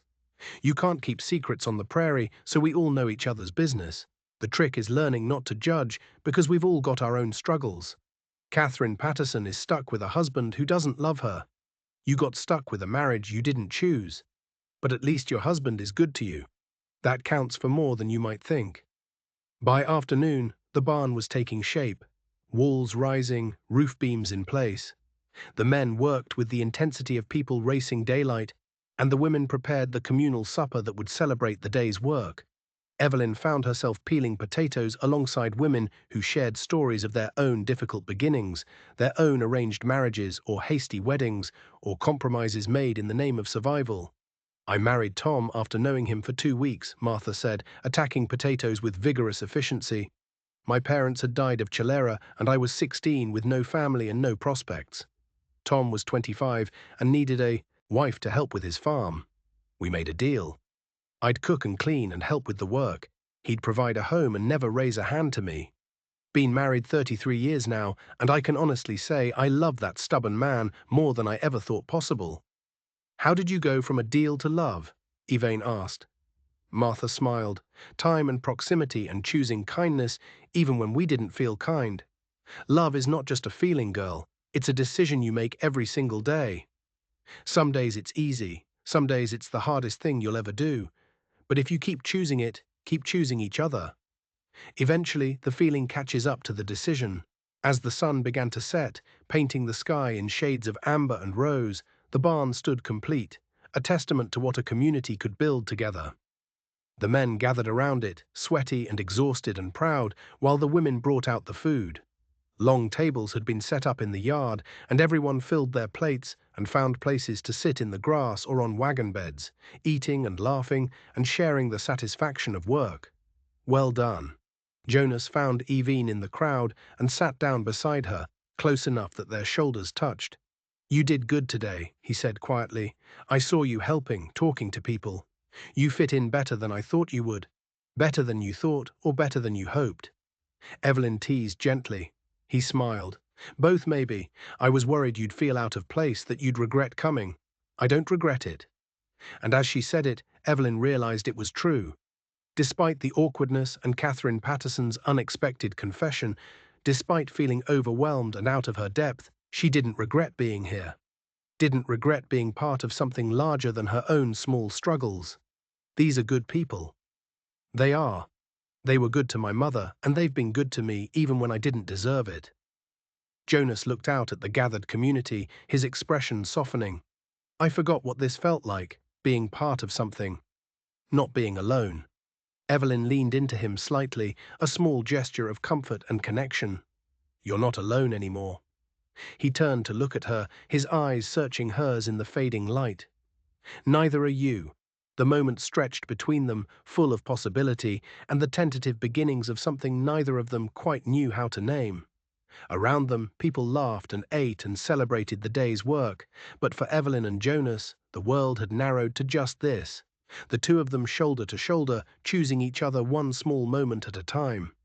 On the ride home, with darkness falling and the wagon swaying gently beneath them, Evelyn found herself thinking about what Martha had said, about love being a decision, a choice made daily. She thought about Jonas sleeping in the barn to give her space, about him buying fabric with traded eggs, about the careful way he treated her as if she was something precious rather than purchased. Maybe that was what love could be in a marriage like theirs. Not lightning strikes and passionate declarations, but steady kindness and daily choosing. Not perfect, but real. Not what she dreamed of as a girl, but possibly better than dreams. More solid, more lasting, built on partnership rather than romance. When they arrived home, Jonas helped her down from the wagon with the same careful gentleness he always showed. Thank you for today, he said, for being willing to be seen with me. I know it wasn't easy. It was easier than I expected, Evelyn replied. And Jonas, you don't have to sleep in the barn tonight. He went very still. Evelyn, I'm not saying you have to share the bed, she clarified quickly, feeling her face heat.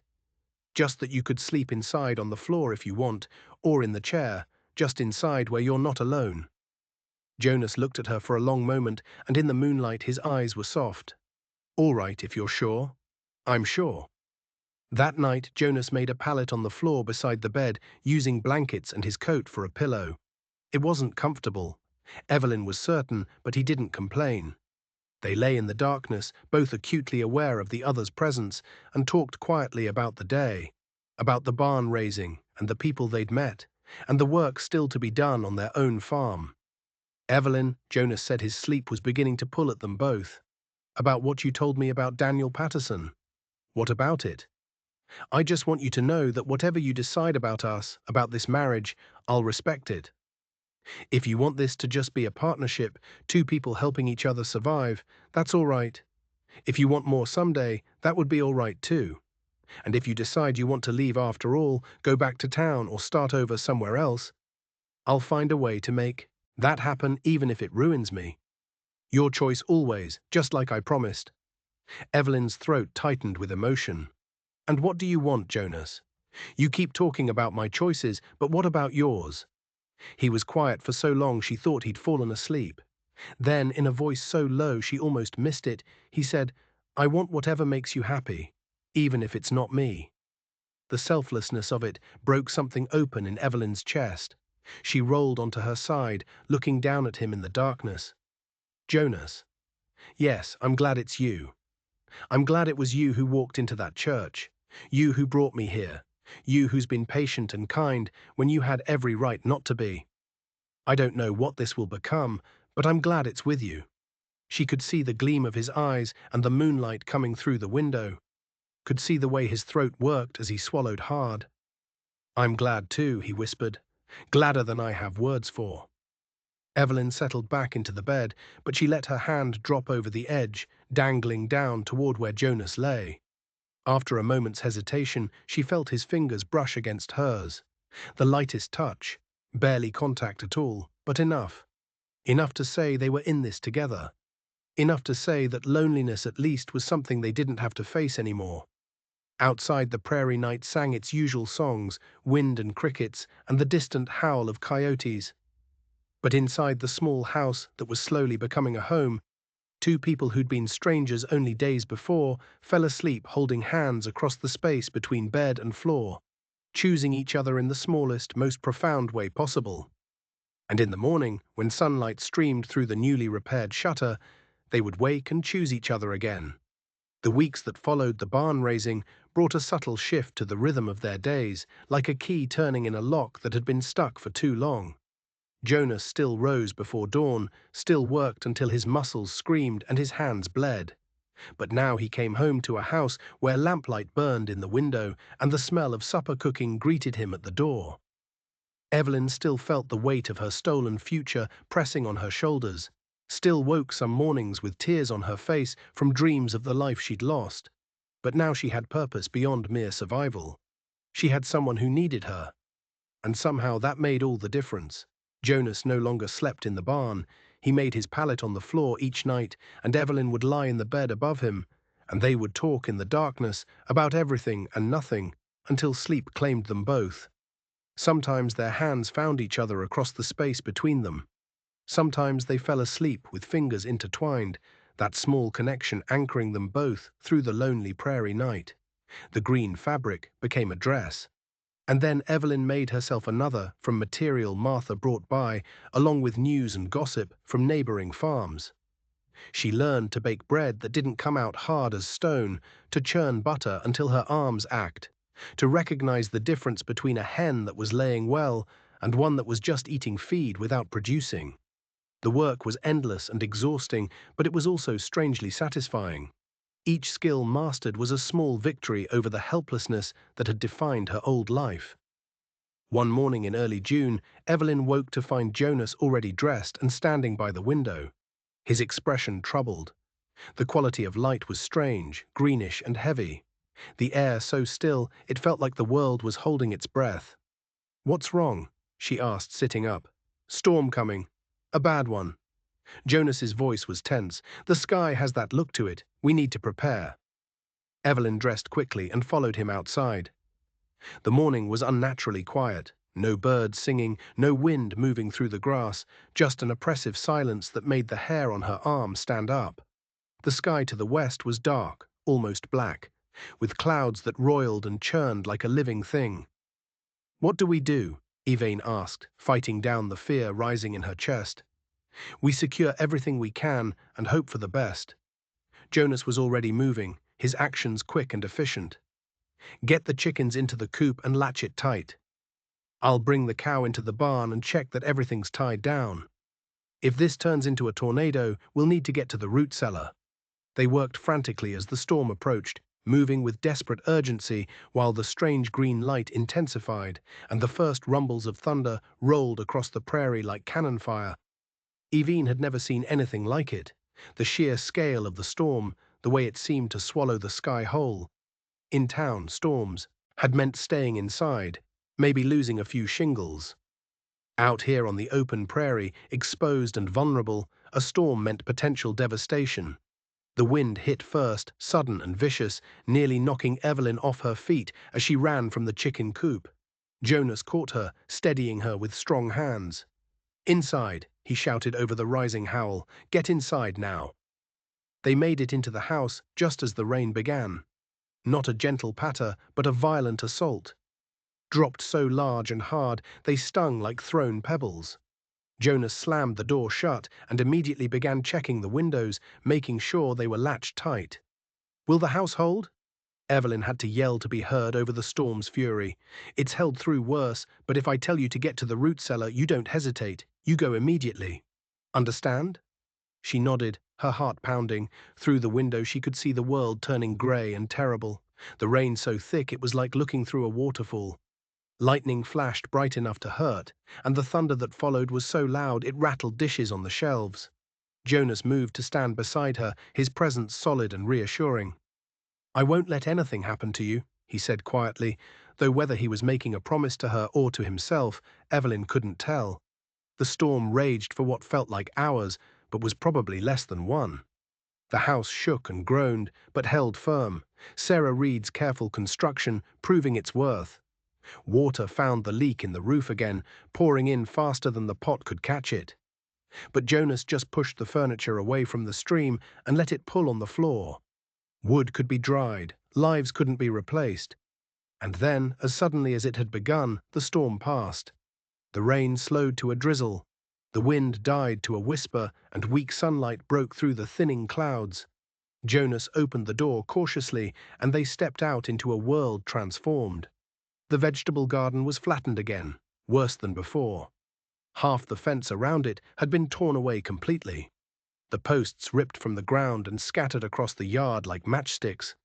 The chicken coop had lost most of its roof again, and Evine could hear the panicked clucking of hens inside. But the house stood. The barn stood. They had survived. Jonas walked slowly through the wreckage, his expression carefully neutral, but Evelyn could see the tension in his shoulders, the way his hands clenched and unclenched at his sides. This was more than just damage. This was money and time and resources. They didn't have repairs that would set them back weeks, maybe months. "How bad is it?" she asked, though she could see the answer in his face. "Bad. The garden's destroyed. That's our food for winter. The fence will need to be completely rebuilt. The chicken coop needs a new roof again, and I don't have enough lumber." He rubbed his face with both hands. "And I need to check the fields. If the corn took damage, if the wheat got flattened." He didn't finish the sentence. He didn't have to. Evelyn understood what he wasn't saying. If the crops failed, they would lose everything. The farm, the land, any hope of paying back the money Jonas had borrowed. They would be destitute. "Tell me what to do," Evelyn said firmly. "Tell me how to help." Jonas looked at her, and something in his expression softened. "You're already helping more than you know, but right now I need to ride out and check the fields. It'll take most of the day. Can you handle things here? Check on the animals. See what can be salvaged from the garden." "I can do that." He saddled the mule, they still only had the one, and rode out toward the fields, his back straight, but his shoulders carrying the weight of the world. Evelyn watched him go, then turned to face the wreckage of their small farm. The chickens were terrified, but alive, huddled together in the destroyed coop. Evelyn managed to coax them out and into the barn, where they'd be safer until the coop could be repaired. The cow was agitated but unharmed, and Evine spent time calming her, stroking her neck, and murmuring nonsense until the animal relaxed. The garden was worse than it had looked from a distance. Nearly everything was destroyed, the young plants torn from the ground, the soil washed away in deep gullies, weeks of careful work undone in an hour. Evelyn wanted to cry looking at it, wanted to sit down in the mud and give up. But crying wouldn't fix anything. Giving up wasn't an option. She salvaged what she could, a few plants that might recover with staking, some root vegetables that could be replanted. It wasn't much, but it was something. She worked until her back achy and her hands were raw, until the sun climbed high and hot overhead, and sweat soaked through her dress. Martha appeared around midday, riding up on a wagon driven by her husband, Tom. "We saw the storm pass over your place," Martha called out. "Came to see how bad it was." "Bad enough," Evelyn replied, straightening up and pushing sweat-damp hair from her face. "The garden's destroyed. The fence is gone. Jonas is checking the fields." Tom climbed down from the wagon and walked through the wreckage, assessing with a practiced eye. "Could be worse," he said finally. "House and barn are standing. Animals are alive. You can rebuild from this." "With what?" The words burst out of Evelyn before she could stop them. "We don't have money for lumber. We don't have time to replant everything before it's too late in the season. I don't know how we're supposed to rebuild from this." Martha climbed down and wrapped an arm around Evelyn's shoulders. "The same way everyone out here rebuilds with help from your neighbors. Tom, go get the lumber we've got stored in our barn, the good pieces we were saving. And Evelyn, you and I are going to make a list of what needs doing, and then we're going to get it done. I can't ask you to. You're not asking, we're offering. That's what community means out here. Jonas helped Tom rebuild our shed last year after the wind took it. We helped the Morrisons with their barn. Now we help you. That's how it works. Nobody survives alone on the prairie. Tom rode off to fetch lumber, and Martha helped Evelyn assess the damage and make plans for repairs. They were working on salvaging fence posts when Jonas returned late in the afternoon. Riding slowly, his face drawn with exhaustion and worry. He dismounted and stood looking at the farm, at Martha and Evelyn working together, at Tom's wagon, now loaded with lumber sitting in the yard, at the beginnings of repair already taking shape. When he spoke, his voice was rough with emotion. The corn made it through mostly intact, he said. Some damage on the edges of the field where the wind hit hardest, but the majority survived. The wheat took more damage, but it might still come through if we get good weather from here on out. That's good news, Martha said firmly, better than you probably expected. It is, Jonas looked at Evelyn. I'm sorry, I should have been here to help. I shouldn't have left you to deal with all this alone. I wasn't alone, Evelyn said, gesturing to Martha, and you needed to check the fields. We did what needed doing. That's all. Jonas shook his head slowly, a small smile tugging at his mouth despite the circumstances. You're tougher than you look, Evelyn Cross. Reed, she corrected without thinking. Evelyn Reed.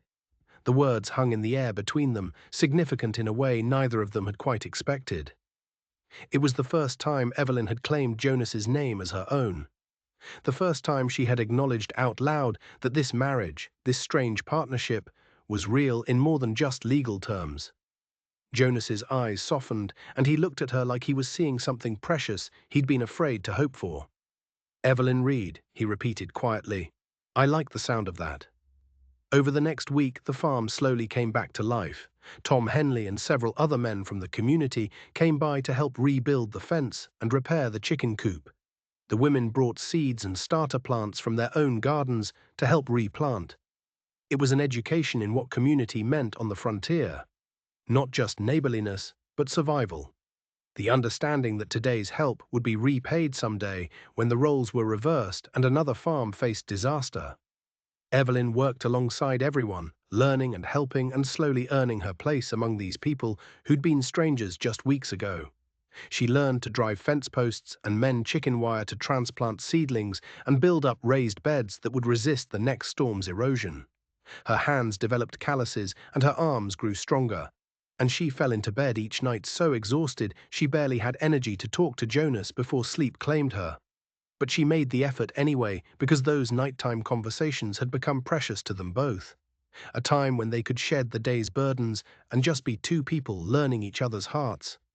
Tell me about your mother, Eve said one night, lying in the darkness with her hand dangling over the edge of the bed, fingers loosely intertwined with Jonas's.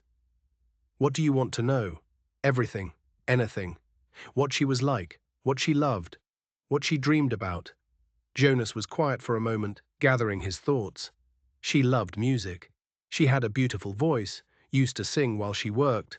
Old hymns mostly, but also folk songs her mother had taught her. When I was little, she'd sing me to sleep every night. I can't carry a tune to save my life, but I loved listening to her. What was her favorite song?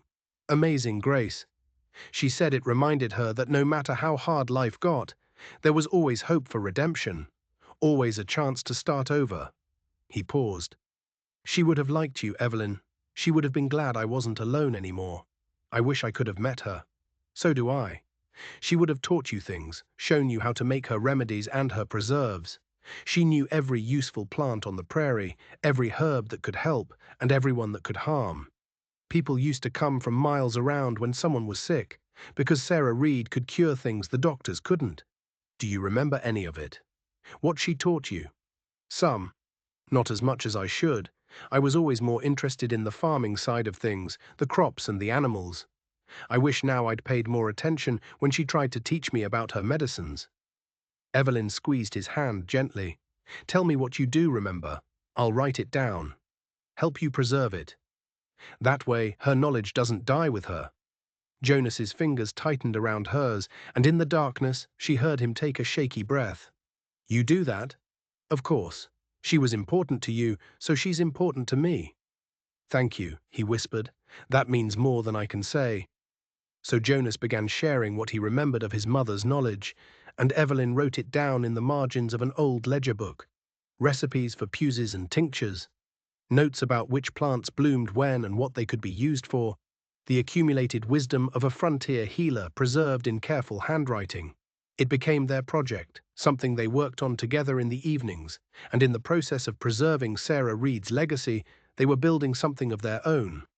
July arrived with scorching heat that baked the prairie hard and made every task twice as difficult.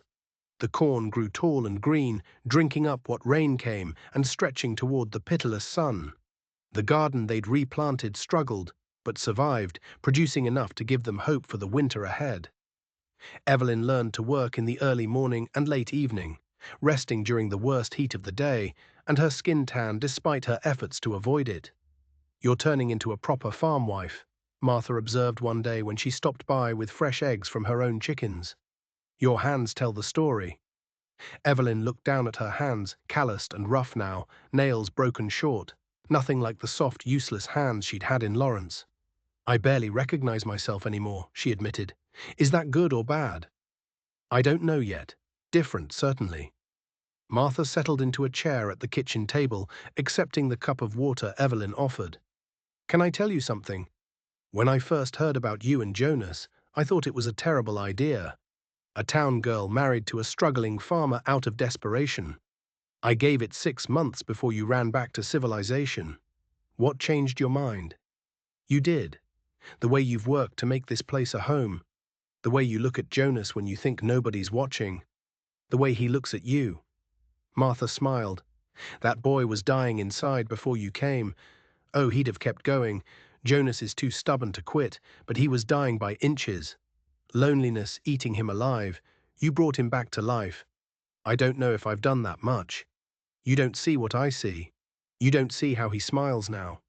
How he talks to the other men at church about his wife and what she's learning to do around the farm. You don't hear the pride in his voice when he mentions you. Martha reached across the table and patted Evelyn's hand.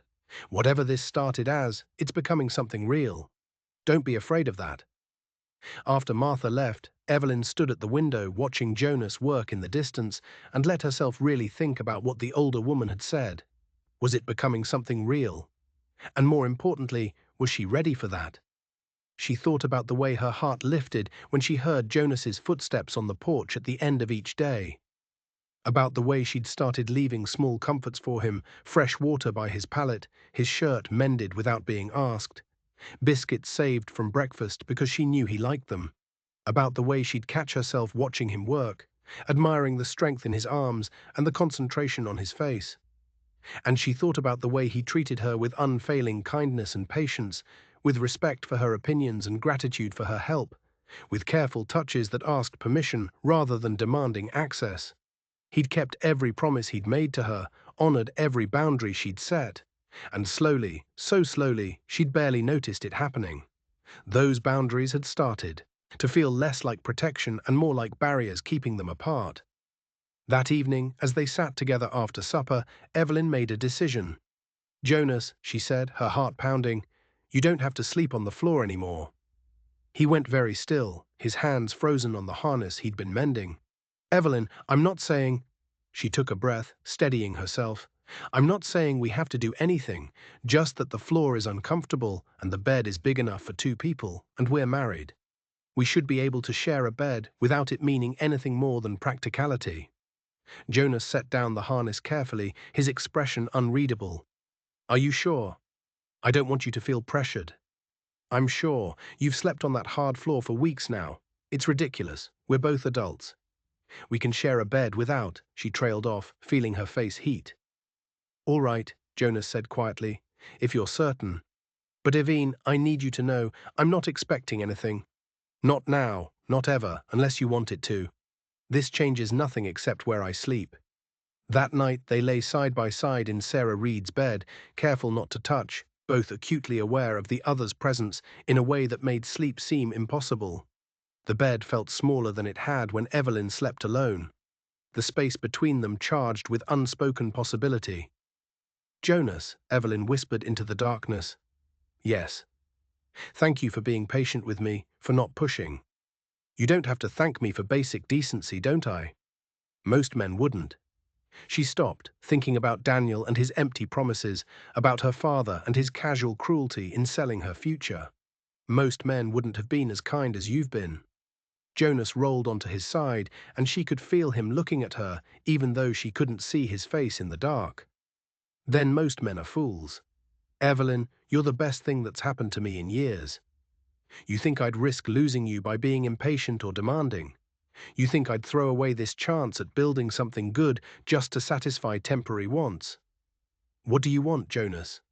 Long term, I mean, from this marriage, from me?" He was quiet for so long she thought he wouldn't answer. "Then I want partnership. I want someone to work beside and laugh with and share the burden of survival.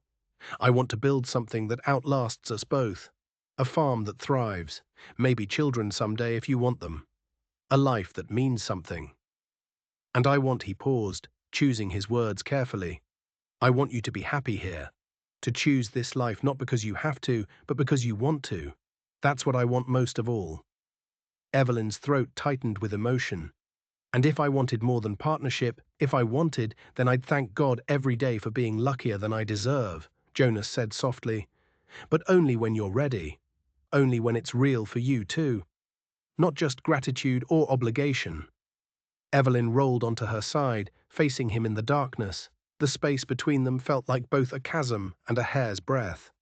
"Jonas Reed, you are the most frustratingly noble man I've ever met." She heard rather than saw his smile. "I'll take that as a compliment. You should." And then before she could overthink it, before fear could stop her, Evelyn closed the distance between them and kissed him. It was tentative and brief, barely more than a brush of lips, but it sent warmth flooding through her entire body. Jonas went very still, like he was afraid any movement might shatter the moment. And when Evelyn pulled back, she could hear his breath coming quick and shallow. "Evelyn," he said, and her name sounded like a prayer. "I'm ready," she whispered. "Not for everything, not all at once, but for this, for trying, for seeing what this could become if we both choose it." Jonas reached up slowly and cupped her face with one calloused hand, his touch gentle despite the strength in his fingers. "Are you sure?" "I need you to be sure." Instead of answering with words, Evelyn kissed him again, longer this time, deeper, letting her actions speak what she was still learning to feel. And Jonas kissed her back with reverent intensity, like she was something precious and miraculous, like he couldn't quite believe this was real. When they finally broke apart, both breathless, Jonas pressed his forehead against hers. "We'll go slow," he promised, "as slow as you need. I know, I trust you." And she did. Somewhere in the past weeks of working side by side and choosing each other daily, trust had grown like the corn in the fields, slowly at first, then strong and sure, reaching toward the light. They lay tangled together that night, Evelyn's head on Jonas's chest, his arms wrapped securely around her, and for the first time since this marriage began, it felt less like an arrangement and more like a choice, less like survival and more like living. The next morning, Evelyn woke to find Jonas already awake, watching her with an expression so tender it made her breath catch. "Good morning," he murmured, brushing a strand of hair from her face. "Good morning," she smiled up at him, feeling shy and brave all at once. "No regrets?" "Not a single one." "You?" "No, just hope." "Is that strange?" "If it is, we're strange together." Jonas kissed her forehead. "I need to check on the field, see how the corn's coming. But tonight I was thinking maybe we could ride out to the creek.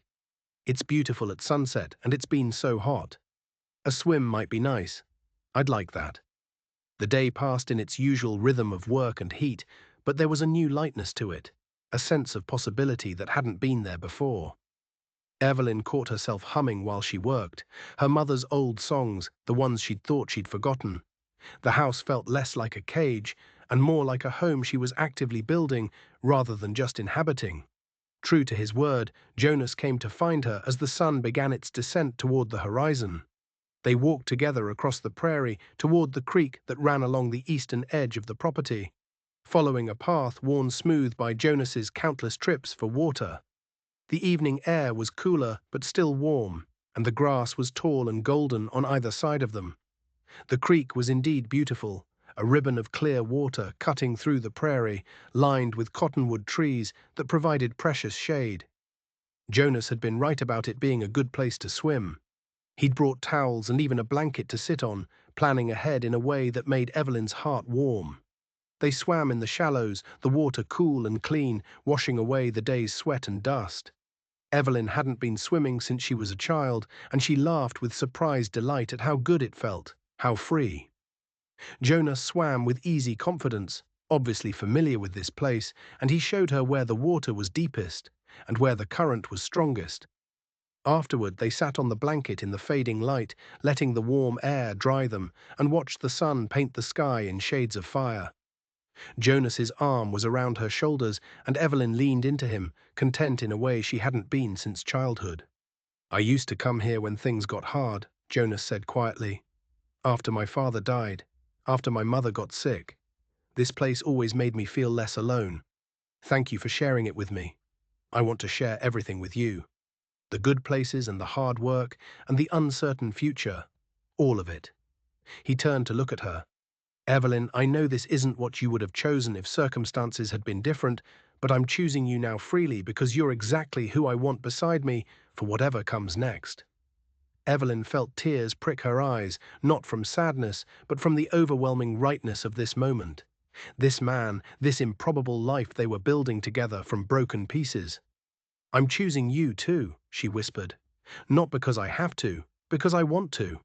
They kissed as the sun set and the stars began to emerge one by one, like promises scattered across the darkening sky. And when they finally walked home through the prairie night, hand in hand, Evelyn realized that somewhere along the way, she'd stopped mourning the life she'd lost and started building the life she'd found. It wasn't perfect, it wasn't easy, but it was theirs, chosen and real, and that made all the difference. The weeks that followed their evening at the creek brought a deepening intimacy that transformed everything between them. Jonas no longer slept with careful distance between them, but pulled Evelyn close each night, her back against his chest, his arm wrapped protectively around her waist. They woke tangled together, shared kisses over morning coffee, and touched each other constantly throughout the day. Small gestures of affection that spoke of comfort and belonging. The corn grew tall and strong, the tassels appearing in late July, just as Jonas had predicted. He walked Evine through the fields, showing her how to check for ears forming, explaining the delicate balance of sun and rain that would determine whether they prospered or merely survived the coming winter. She listened and learned, asking questions that made him smile. And together they tended what they'd planted with hope that felt less fragile than it once had. But August brought trouble in an unexpected form. Evelyn was hanging laundry on the line one sweltering afternoon when she heard the sound of a horse approaching. She turned to see a well-dressed man on a fine bay mare, and her stomach dropped in recognition even before he removed his hat. Marcus Thornton, the man her father had owed. Money, too, the man whose debt had led to her marriage. "Mrs. Reed," Thornton said, his voice smooth as oil and twice as slick. "What a pleasure to see you looking so well. Farm life clearly agrees with you." "Mr. Thornton," Evelyn kept her voice neutral, though her heart was racing. "What brings you all the way out here?" "Business, I'm afraid. Is your husband at home? He's checking the north fence. Should be back within the hour." "Perfect. I'll wait." Thornton dismounted and tied his horse to the fence post, making himself comfortable without invitation. "I must say, I was surprised to hear about your marriage. Thomas Cross assured me his daughter was too refined for frontier life. Yet here you are, hanging laundry like any common farm wife." The condescension in his voice made Evelyn's hands clench in the wet fabric she held. "I'm exactly where I choose to be, Mr. Thornton. Now, if you'll excuse me, I have work to finish." Of course, of course. Don't let me keep you." But he didn't leave, just stood there watching her with calculating eyes that made her skin crawl. She was relieved when Jonas appeared 20 minutes later, riding up on the mule, with his shirt soaked through with sweat and his expression darkening the moment he saw their visitor. "Thorn," Jonas said flatly, dismounting, "what do you want now? Is that any way to greet the man who made your marriage possible?" Thornton's smile didn't reach his eyes. "I've come to discuss your debt, Mr. Reed. You borrowed quite a sum from various sources to settle Thomas Cross's obligation to me. I've been buying up of those debts, paid them off at a discount from your creditors who'd lost faith in your ability to repay." Jonas went very still. "What are you saying?" "I'm saying I now hold all your outstanding loans, which means you owe me directly $800 plus the accumulated interest, which brings the total to just over $900. Thornton pulled a sheath of papers from his jacket, all legal and properly documented, as you'll see.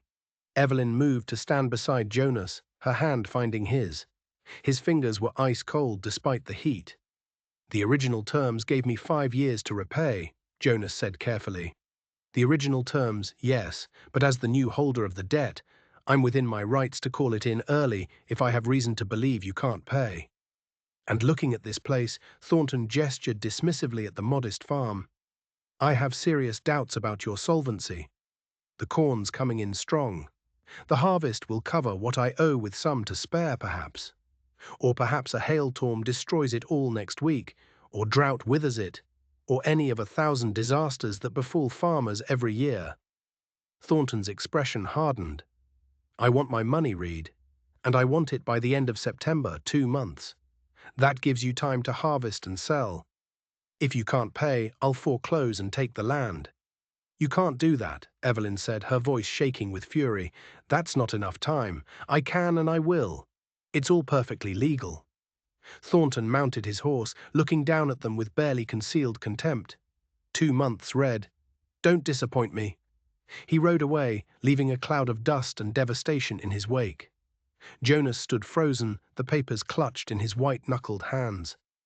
Evelyn could see the calculation happening behind his eyes, the math that didn't add up, the timeline that was impossible, the dream slipping away like water through desperate fingers.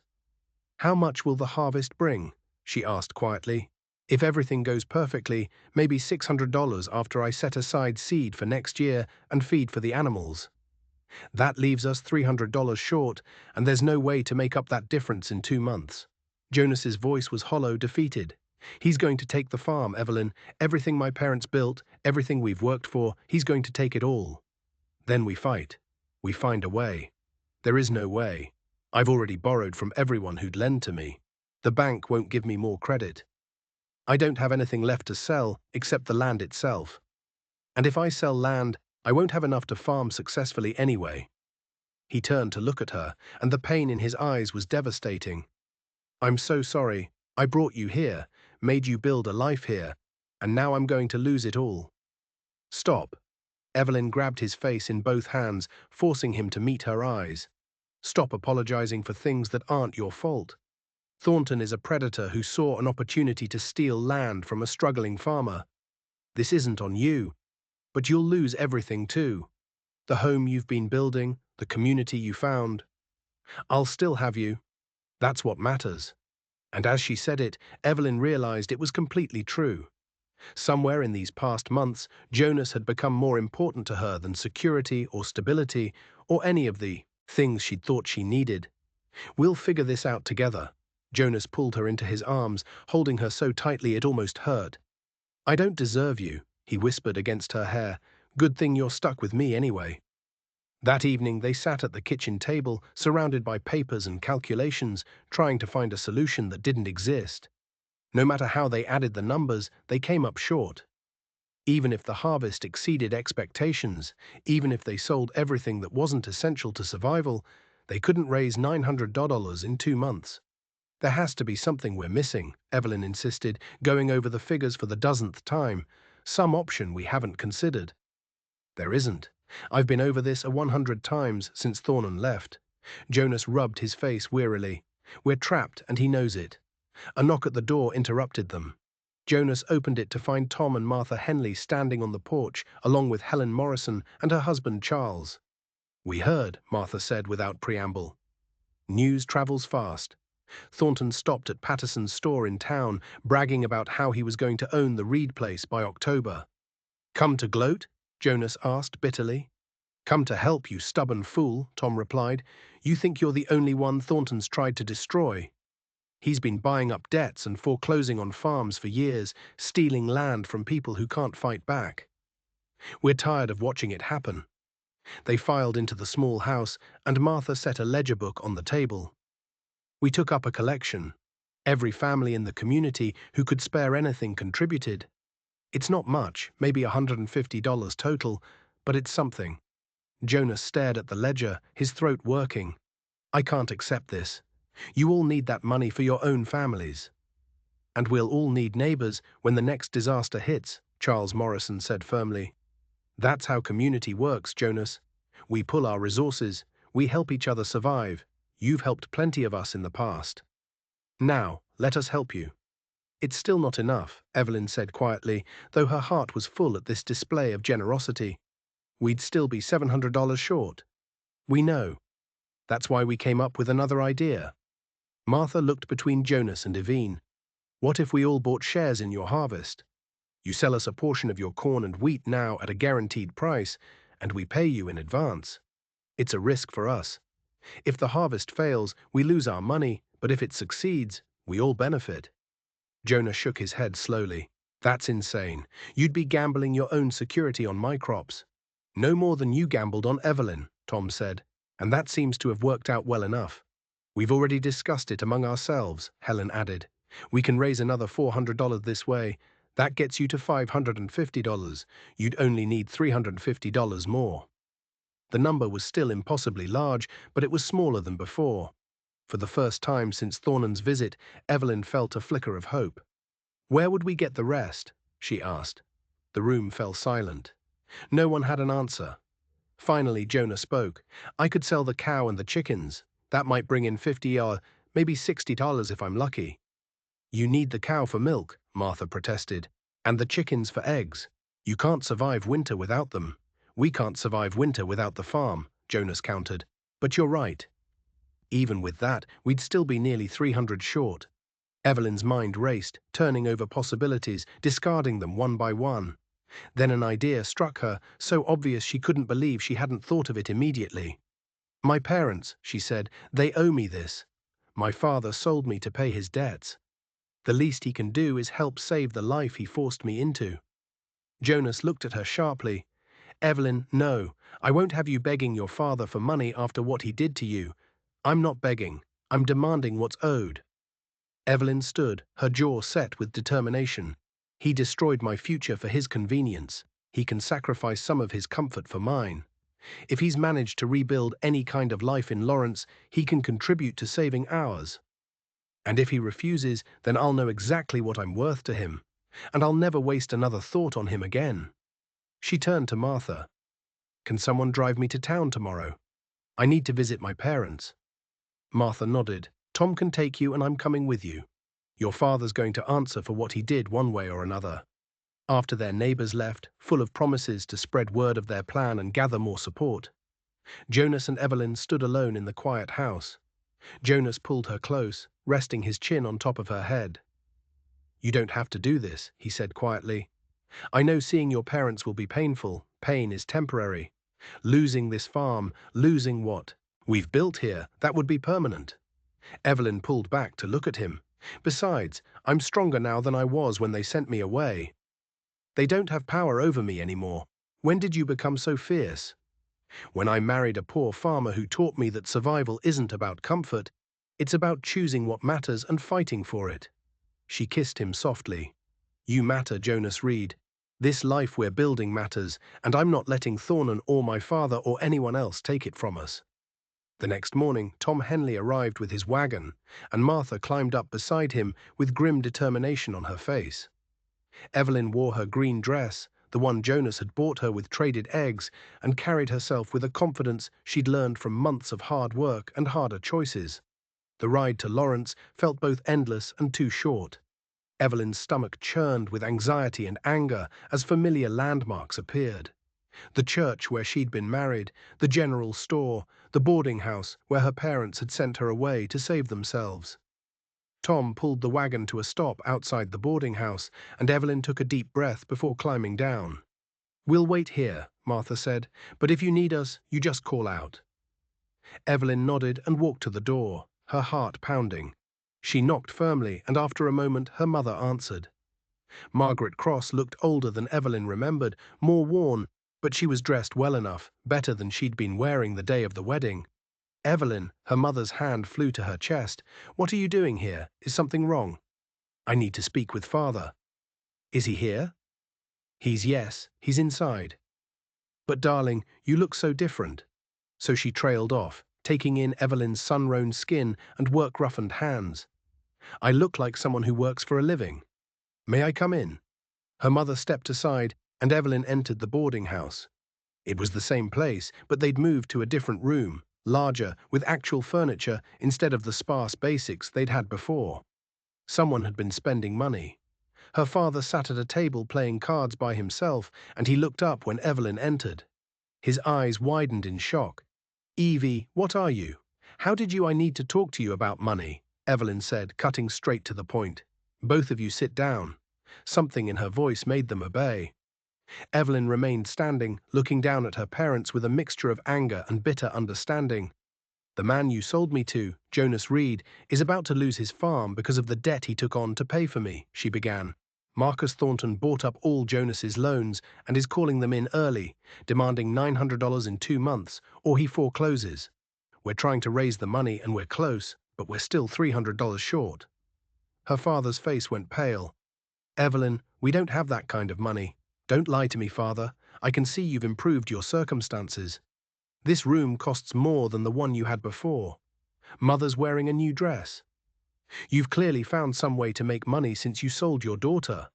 "That's not fair," her mother protested. "We did what we had to do to survive, and now I'm doing what I have to do to survive." Evelyn leaned forward, her hands flat on the table. "You owe me this. You took my future and sold it to the highest bidder. The very least you can do is help me keep what I've built from those ashes." Thomas Cross rubbed his face with both hands. "Evie, even if we wanted to help, we don't have $300. I've been working at the mill and your mother takes in sewing, but we barely make enough to get by. Then how do you afford this room? How do you afford Mother's new dress?" Her parents exchanged a guilty look, and Evelyn's stomach sank with understanding. "You won the money gambling, didn't you?" she said flatly. "You paid off one debt by selling me, and now you're gambling again." "It's not like that." "Then what is it like, father?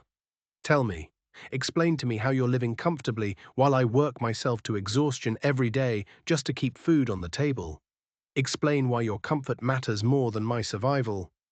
"We didn't know it would be this hard for you," her mother said, tears starting to flow. "Jonas Reed seemed like a decent man. He is a decent man. The best man I've ever known, which says terrible things about every other man in my life, doesn't it?" Evelyn straightened, fighting to keep her voice steady.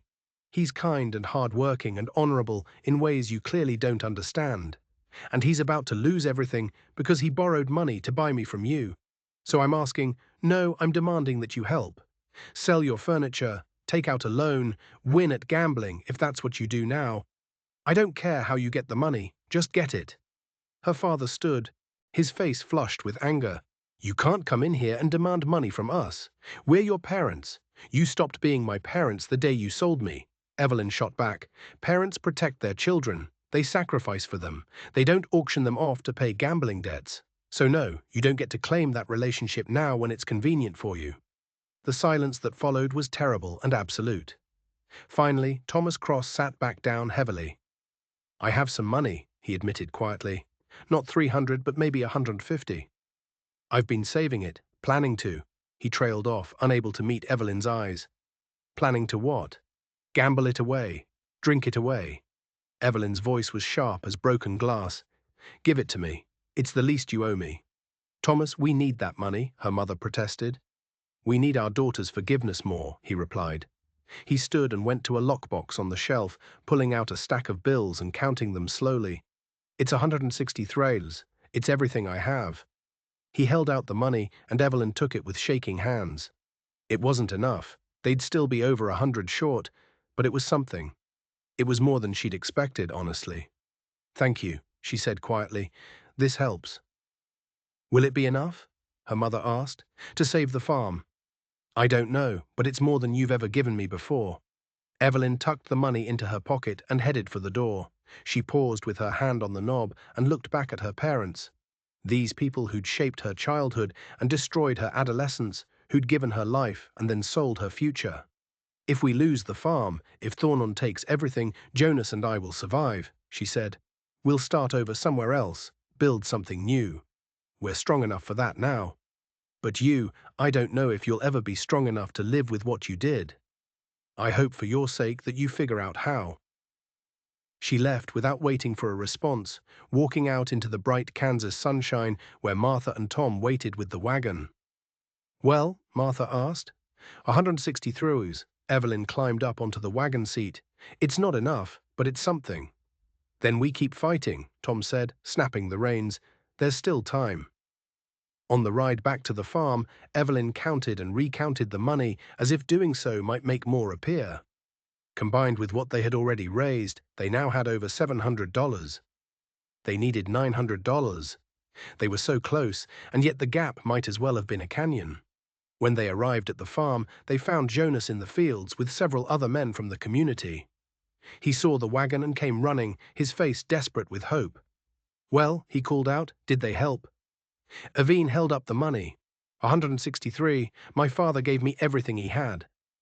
The hope in Jonas's eyes flickered, but didn't die. He took her in his arms and held her tight. "That's more than I expected," he said. "Thank you. Thank you for being brave enough to face them." "We're still short," she whispered against his chest. "Over $100 short. I don't know where else to turn. Then we'll sell everything else we can. The farm tools, the furniture, my mother's things." Jonas's voice was steady, but she could hear the pain in it. "Whatever it takes." Over the next week, they scraped together every possible dollar. Jonas sold tools they'd need to replace eventually. Evelyn sold the sewing basket she'd come to love, the beautiful sweetgea grass creation that had belonged to Sarah Reed. Martha and the other women organized a bake sale in town, raising another $40. The men pooled their resources to buy more shares in the harvest at inflated prices, gambling their own security on Jonas's success. By the end of August, they had $875. They were $25 short, $25, so little, and yet it might as well have been $1,000. There was nothing left to sell, no one left to borrow from. They'd exhausted every option, and they'd still come up short. Jonas sat at the kitchen table the night before the payment was due, staring at the neatly stacked bills with hollow eyes. "We lost," he said quietly. "We fought as hard as we could, and we lost anyway." "No," Evelyn's voice was fierce. "We haven't lost yet. There's still time." "Time to do what? Pull money from thin air? Pray for a miracle?" Jonas laughed bitterly. "I appreciate your optimism, but we need to be realistic. Tomorrow Thornton comes, and we won't have what he's owed, and he'll take the farm. We need to start planning for what comes next. What comes next is we find 25 deals." Evine paced the small room, her mind racing. There has to be something we haven't thought of, something we've missed. A knock at the door made them both jump. Jonas opened it to find Catherine Patterson standing on the porch, clutching a small bag. "Mrs. Patterson," Jonas said, clearly confused. "It's late. Is something wrong?" "No, I just—" Catherine looked past him to Evelyn. "May I come in? I have something for you." They let her inside, and Catherine set the bag on the table. Her hands were shaking as she opened it and pulled out a stack of bills. "It's $25, she said quietly. "I heard in town that you were still short, that you'd done everything you could. But it wasn't enough. And I couldn't." Her voice broke. "I couldn't let you lose everything when I have this money sitting in a drawer. Money from a man who doesn't love me. Money I've been saving to run away somewhere. But I'm not brave enough to run. You're brave enough to stay to fight, so you should have it." Evelyn stared at the money, then at Catherine. "I can't take this. It's your escape money. You might need it someday. If I haven't used it by now, I never will." Catherine pushed the money toward them. "Please, let me do this one good thing." Let me help save what you and Jonas have built. You deserve this happiness, Evelyn. You deserve a life you've chosen. Take the money." Evelyn looked at Jonas, who nodded slowly. She took the money with trembling hands. "Thank you," she whispered. "Catherine, I don't know how to thank you. You already did. When you told me I wasn't alone in being trapped, that we were all doing our best in impossible circumstances, that meant more than you know." Catherine smiled sadly. "Maybe someday I'll be as brave as you. Until then, at least I can help someone else's courage matter." She left quickly, not waiting for more thanks, and Jonas and Evelyn stood staring at the complete sum. $900 exactly, raised through the combined desperation and generosity of an entire community. "We did it," Jonas said, his voice full of wonder. "We actually did it." Evelyn laughed through tears. "We did. All of us together. We saved the farm." The next day, when Marcus Thornton arrived with smug confidence and legal papers, Jonas met him with the full $900 in cash. Thornton's face went from satisfaction to shock to fury as he counted the money twice, looking for some way to declare it insufficient. "It's all there," Jonas said calmly. $900, plus the penny extra for your trouble. The debt is paid in full. Now get off my land." "This isn't over, Reed," Thornton snarled. "I'll find another way." "No, you won't." Tom Henley stepped forward from where he'd been standing with a group of other farmers. A dozen men who'd come to witness this moment and make sure Thornton honored the agreement. "You've been stealing land from struggling farmers for too long, Thornton. We're done letting it happen. You try this again with anyone in this community, and you'll find every door in the county closed to you. Your store will get no customers, your land will get no workers, and your reputation will be ruined. We take care of our own out here." Thornton looked around at the hard faces surrounding him and seemed to realize he was beaten. He cleared his throat, pocketed the money, and rode away without another word, his horse kicking up dust that settled slowly back to earth. The moment he was out of sight, a cheer went up from the assembled community. Jonas pulled Evelyn into his arms and kissed her thoroughly while their neighbors laughed and applauded. "We did it," he whispered against her lips. "We actually did it." "We did," Evelyn agreed, together. The harvest that year was the best Jonas's farm had seen in a decade. The corn came in tall and heavy with ears, the wheat golden and thick.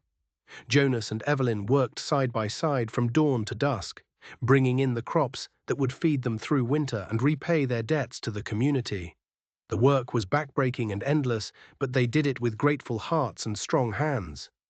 True to their word, Jonas sold portions of the harvest to the neighbors who'd bought shares, paying them back with generous measure. The rest he sold in town for good prices, and by the end of October they had not only survived but begun to rebuild their depleted resources. On a cold November evening, as the first snow of winter dusted the prairie white, Jonas and Evelyn sat together in Sarah Reed's rocking chair, Jonas holding Evelyn close while the fire crackled in the stove and wind howled outside. "I have something for you," Jonas said, reaching into his pocket. He pulled out a small wooden box beautifully carved with a pattern of stars that matched the quilt. "I made it over the past month, working on it in the evenings while you were writing in your journal." Evelyn opened the box to find a ring, simple silver with a small stone that caught the firelight. "Jonas, we can't afford." "I traded for it, gave Mr. Patterson a cord of wood and some eggs in exchange. It's not fancy, but it's real.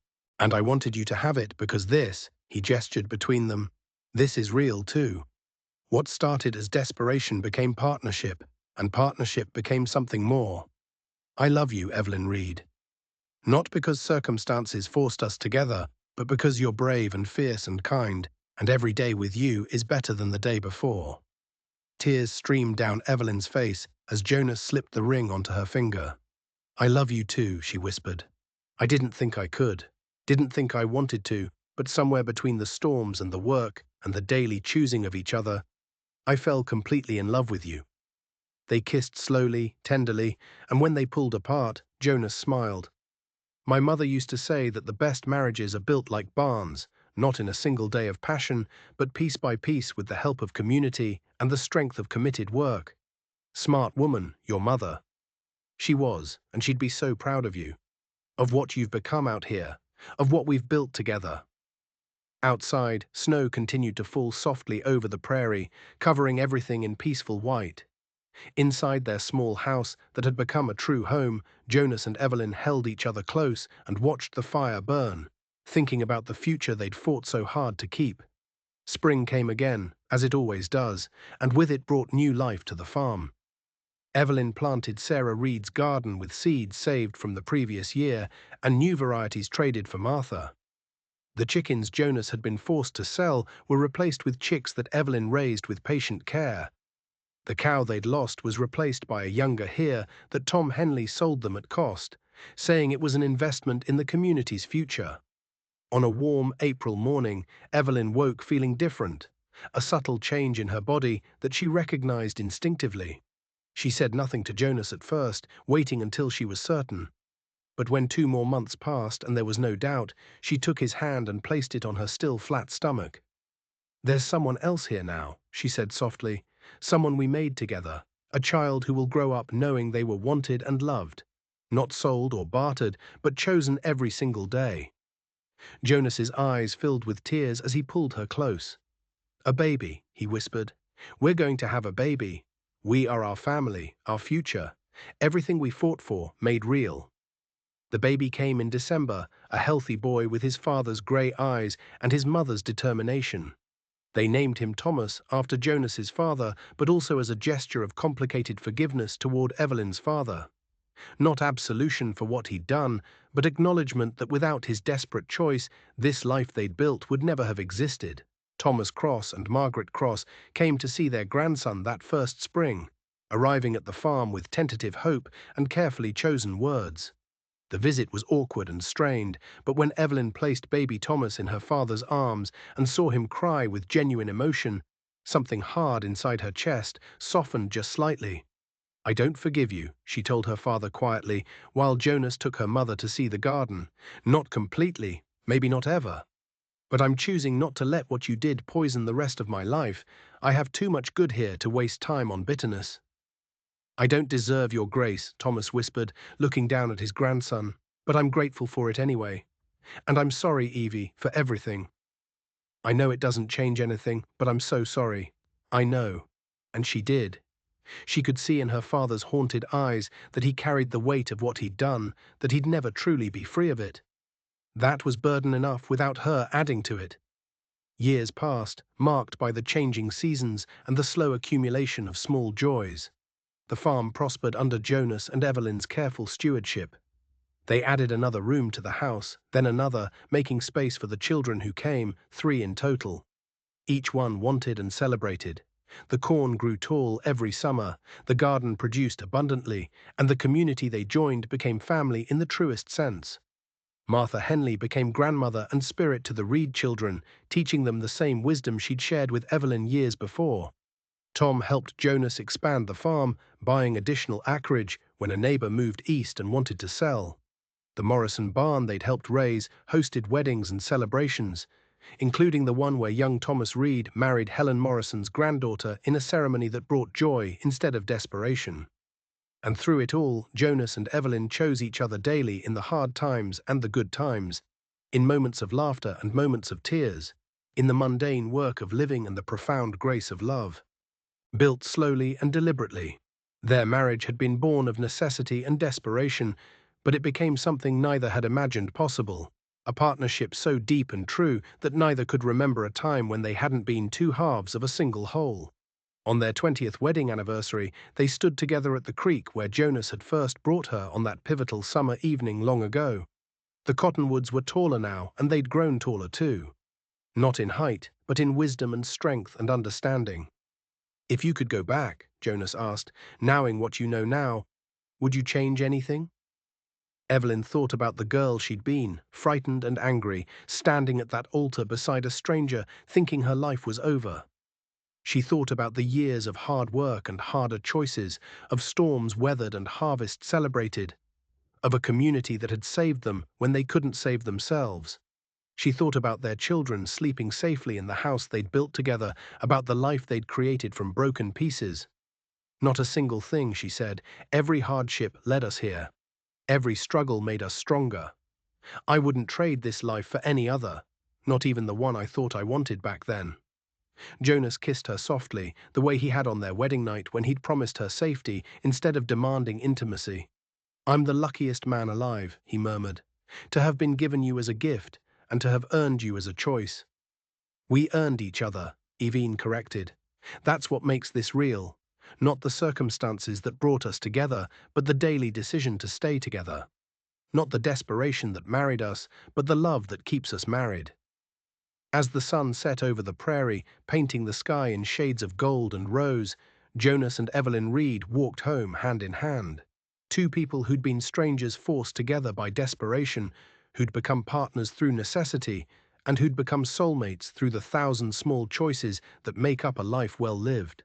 Behind them, the creek sang its endless song. Before them, their house glowed warm with lamplight and the sounds of their children's laughter. Around them, the prairie stretched infinite and unchanging, witness to their unlikely love story. A story that began with a transaction but became something far more precious. A story that proved love isn't always lightning strikes and grand gestures. Sometimes it's patience and daily kindness. Sometimes it's choosing someone when you don't have to. When circumstances no longer force the choice. Sometimes the greatest love stories are the ones built piece by piece, day by day, with callous hands and grateful hearts. And sometimes the poorest farmer has more to offer than the richest man, not in gold or comfort or easy promises, but in the things that truly matter: honor, partnership, and the courage to build something beautiful from broken beginnings. That night, as Jonas and Evelyn lay tangled together in the bed that had once felt too small to share, they fell asleep holding hands, just as they had on that first tentative night when they were still learning to trust each other. 20 years later, the gesture meant something different, but just as profound. They were choosing each other still, always forever. And that made all the difference.